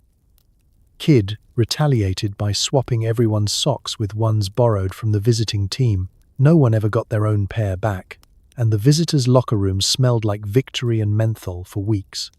Despite the banter, every man on the team would walk through fire for him. If the bat boy's having a rough day, maybe the principal's mad, maybe the soda jerk is out of root beer, he finds a free seat in the dugout, and everyone quietly makes room. If a rival team picks on him, the bench clears faster than you can say double steal. Coach pretends to disapprove, but you've seen him slip the kid a nickel and a wink after a well-placed prank on the umpire. His hero worship is reserved for the game itself. When the stadium's empty, you'll find him at home plate, swinging a cracked bat, practicing the stance of every great slugger he's seen. His dream is to play for the team one day. Though, judging by his arm, he could probably already throw a mean fastball, or at least start a pretty decent food fight in left field. Rain delays are his kingdom. While the rest of the team sulks under a tarp, the bat boy is off raiding the concession stand, wheeling and dealing for extra gum, and brewing up trouble with a grin. He always knows who's cheating at cards, who's stashing the last hot dog, and where the best seat is to catch both the game and the gossip. And if you ask him, quietly, about that time he bit an umpire, he'll give you a look, flash a gap-toothed grin, and say, he had it coming. The bat boy, part gremlin, part guardian angel, full-time legend in the only place where being small, fast, and sneaky makes you the true king of the ballpark. Next up, let's talk about clubhouse pranks, firecrackers, shoe polish, and why laughter is sometimes the best and only medicine a ballplayer gets. The veterans think it builds character. You think it builds lawsuits. Your glove is filled with jelly, your cap's been nailed to the bench, and someone replaced your chewing tobacco with ground-up licorice. You consider quitting until you find out the catcher got pantsed mid-prayer. The ballpark clubhouse is less a temple of athletic preparation and more a laboratory of chaos. It's a space where grown men with too much nervous energy and not enough adult supervision devise new ways to amuse themselves at each other's expense. You'd think being a professional athlete would toughen you up. But nothing prepares you for the psychological warfare waged within 4 badly ventilated walls, under flickering bulbs, and the ever-watchful gaze of Frank the team dog. It starts early. The rookie, desperate to fit in, spends the morning looking for the key to the batter's box. He's halfway across town before someone clues him in. Meanwhile, a senior pitcher booby-traps the showers with a cake of soap that's actually a bar of paraffin. Anyone trying to rinse off after practice leaves more waxed than clean. Your own day begins with mild betrayal. Reaching into your locker and withdrawing a glove dripping with grape jelly. The culprit left the jar behind as a calling card. At least you have something to spread on your toast at breakfast. Your cap, expertly nailed to the bench, requires the combined efforts of 3 teammates and a crowbar to reclaim. You wonder if the carpenter moonlights as a dentist, given the level of precision and the number of loose teeth left behind. Cigarette butts find their way into shoes. Shoelaces mysteriously knot themselves into impossible tangles. A strip of medical tape with "Trade Me" scrawled across it ends up stuck to your back all afternoon, visible to everyone except you and the manager, who starts fielding calls from other teams before the second inning. And yet, the pranks escalate with a kind of poetic rhythm. The bullpen phone is rewired to ring the popcorn stand.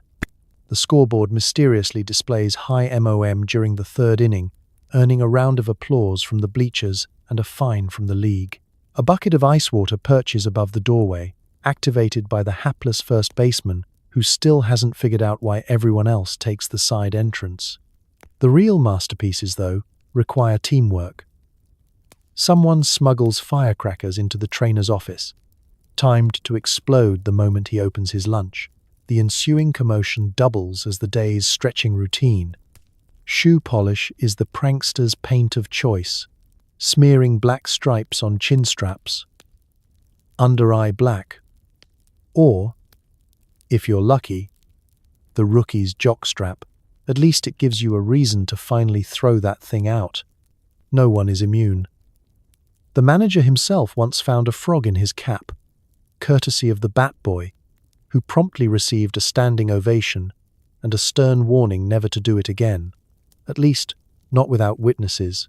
Even Frank, the team dog, gets in on the fun, hiding the occasional hot dog bun in a cleat or curling up on someone's jersey for a quick nap and a not-so-quick fur donation. You think about protesting. You think about quitting. But then you see the catcher, doubled over in laughter after being pounced mid-prayer by a flying towel, and you realize the pranks are as much a part of the game as the double plays and the dugout dust. They build bonds, toughen skin, and give you stories to tell long after the bruises and shoe polish have faded. So you clean out your glove, rescue your cap, spit out the licorice, and start plotting your revenge, because in baseball, the next great prank is always just around the corner. Next, let's talk about what it's like dealing with fans, autographs, adoration, and the occasional wild animal. Because sometimes, the real action is just outside the dugout fence. Kids line up for your autograph, adults yell at you about their gambling losses, and one old lady swears she dated your uncle in 1894. A man in a bowler hat asks if he can name his goat after you. You politely decline. He does it anyway. Fan interaction is less a privilege and more a gauntlet, one you must run every day, with a smile, a pen, and nerves of flexible steel. There's the pre-game swarm, with eager kids clutching baseballs, scorecards, and sometimes things that absolutely should not be signed. Shoes, hats, lunch pails, a suspiciously fresh fish. You take it all in stride, perfecting the art of a looping signature that can be finished mid-sneeze or while ducking flying peanuts. The kids are relentless, some earnest, some entrepreneurial. You sign one autograph for little Sally and, 2 innings later, see her reselling it to the backup catcher for a nickel and a bag of jawbreakers. One particularly clever boy brings a stack of index cards and an offer to split the proceeds 50-50. You almost accept before you remember the last time you tried to negotiate with a 9-year-old and lost your glove to a game of marbles. Adults are a different breed. Some are true fans, offering heartfelt thanks for last week's home run or recalling a play from 5 years ago with the precision of a military historian. Most, however, are armed with a score to settle, a wallet to open, or a hot tip on a sure bet that definitely won't pan out. You learn to nod sympathetically when a man in suspenders details the parlay you cost him, or when someone offers unsolicited advice about your swing, your stride, and your choice of breakfast cereal. Then there are the eccentrics. The local historian who collects stories about every player who's ever passed through town. The lady with a scrapbook of clippings, all annotated in purple ink, who insists you pose for a picture with her Pomeranian. The self-appointed team psychic who predicts a home run for you every game and is always, suspiciously, wrong. You do your best. You sign what you can, answer odd questions, and try not to promise more than you can deliver. You've learned to smile through the weirdness, like the time a man handed you a coconut and asked you to inscribe it to the fastest milkman in Cleveland. You signed. It seemed safer. Autograph sessions inevitably attract wildlife. There's always a dog on a makeshift leash, a cat weaving between legs, and, at least once, a rabid squirrel that became an unofficial mascot after stealing the umpire's sandwich. The squirrel, named Chompy, is both beloved and feared, and players take turns luring him away from the dugout with peanuts and silent prayers. You have a fan club, unofficial, chaotic, and run by the Bat Boy's cousin. They show up in homemade jerseys, misspell your name on signs, and attempt group chants with the coordination of a flock of startled geese. You appreciate the effort, if not the volume. But for every odd request or awkward encounter, there's a moment of genuine connection, a handshake with a lifelong fan who's followed your career since you played on sandlots, a kid beaming after you toss them a foul ball, a round of applause from the bleachers, ragged but sincere, as you hustle off the field. You finish every session a little exhausted, a little amused, and deep down, a little grateful. Because as long as there are fans, quirky, loyal, and full of questions, there's a reason to keep playing, keep signing, and keep showing up, game after game. And as you duck back into the dugout, you spot the man in the bowler hat waving at you, a goat at his side, proudly wearing your number in whitewash. You wave back. It's all part of the show. Next, let's explore the weird world of baseball superstition, rotten bananas, strange routines, and why no one dares say no-hitter until the very last out. Nobody steps on the foul line. Nobody mentions a no-hitter in progress unless they want to be pelted with sunflower shells. One guy insists on wearing the same socks every game, never washing them. He's batting 314. No one says a word. Superstition is the silent umpire of baseball. It rules the game from behind the scenes, dictating every step, breath, and half-chewed mouthful of tobacco. In the 1920s, rituals and taboos are as vital as bats and gloves. And every clubhouse has its own law, its own rules, and its own collection of talismans that range from endearing to downright hazardous. You learn early, don't step on the foul line, ever. Veterans hop, skip, or do a weird little dance to avoid that white stripe, and any rookie foolish enough to ignore the tradition gets an earful and an eyeful of the team's collective glare. There are tales of slumps that started the day someone accidentally trod on the chalk, and nobody wants that curse hanging over their batting average. The pitcher is a separate species of superstitious. If he's got a no-hitter going, even through 1 1/3 innings, everyone acts like he's invisible. You hand him his glove without making eye contact. If he speaks, you nod and respond with nothing more than a grunt.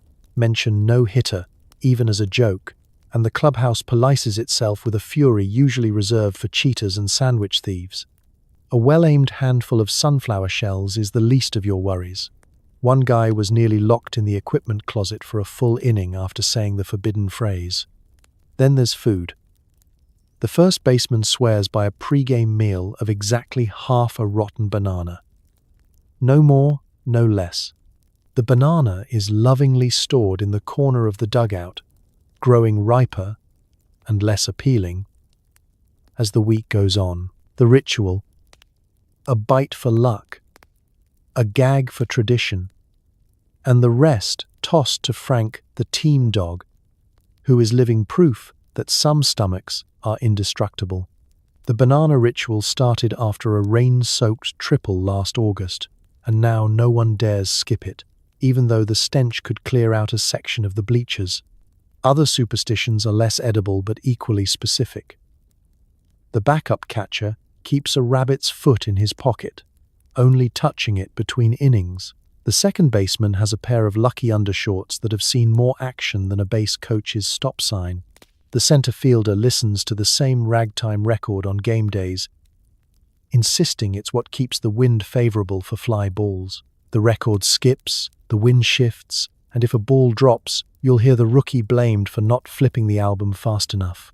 The dugout is a museum of oddities, beads, coins, worn photos, chicken bones, and, in one corner, an unlucky bat that everyone claims to hate but no one dares throw away. Even coach, outwardly gruff and practical, knocks on the same section of the dugout bench before every pep talk. He claims it's to test for termites, but you notice he never misses a game. Superstition also governs behavior during hot streaks. No one shaves. No one changes the order of the pre-game handshake. The shortstop once wore the same hat for 2 weeks, even after it got flattened under the team bus. You all pretended not to notice. If only because he hit safely in 8 straight games, and no one wants to see what happens if the streak breaks. Sometimes the rituals work. Sometimes they don't. But in baseball, belief is half the battle. Whether it's a lucky sock, a well-timed spit, or a silent prayer to the gods of grass and glove, everyone clings to something. It's not just habit, it's hope, wrapped in tradition and dusted with the fine powder of ballpark magic. And when the final out is called and the streak is over, good or bad, you tip your cap, cross your fingers, and look for the next sign. Because in baseball, as in life, you never know what tiny ritual might make all the difference. Next, let's talk about the rarest treasure in baseball. A real, actual day off, laundry, dentists, and the terrifying realization that a day without the game is sometimes the strangest day of all. So, here you are, finally crawling out of the dust and chaos of 1920s baseball, still alive, still breathing, and somehow still wearing wool pants that feel like they were stitched together by an angry sheep. You made it through the boarding house mattress stuffed with horsehair and regret. You survived breakfast that consisted mostly of coffee and poor judgment. You played under a sun hot enough to melt your will to live, with tobacco in your cheek and a crowd of strangers yelling insults that would get them banned from modern stadiums in under 7 seconds. You ran bases like a man fleeing consequences. You caught fly balls while your shoes threatened to disintegrate. You endured a team doctor whose entire medical philosophy was basically take this, don't ask questions, and if you start seeing angels, that means it's working. And yes, somewhere between innings, you were introduced to the bizarre little miracle of the era, a pinch of something white, offered casually in the dugout like it was gum, not because anyone was trying to be edgy, not because it was glamorous, but because life was hard, bodies hurt, and you still had 4 innings left to play in wool. And that's the part worth remembering. These people were resilient, not polished, not comfortable, but stubborn, tough, willing to show up day after day, through pain and poverty and exhaustion, just to play a game that gave them a little pride and a little escape. So tonight, as you tuck into your clean bed with soft sheets, hot water, and the luxury of medicine that doesn't come in a suspicious glass vial, maybe whisper a quiet thank you to the players of the past, the ones who survived dirt fields, brutal travel, and dugout remedies that would terrify a modern pharmacist. Because history may be gross and terrifying, but it's also proof that humans are stubborn, hopeful, and kind of ridiculous. Now, relax. Let your shoulders sink. Let your breathing slow and drift off like a tired ball player, finally heading home without a double header tomorrow. Good night.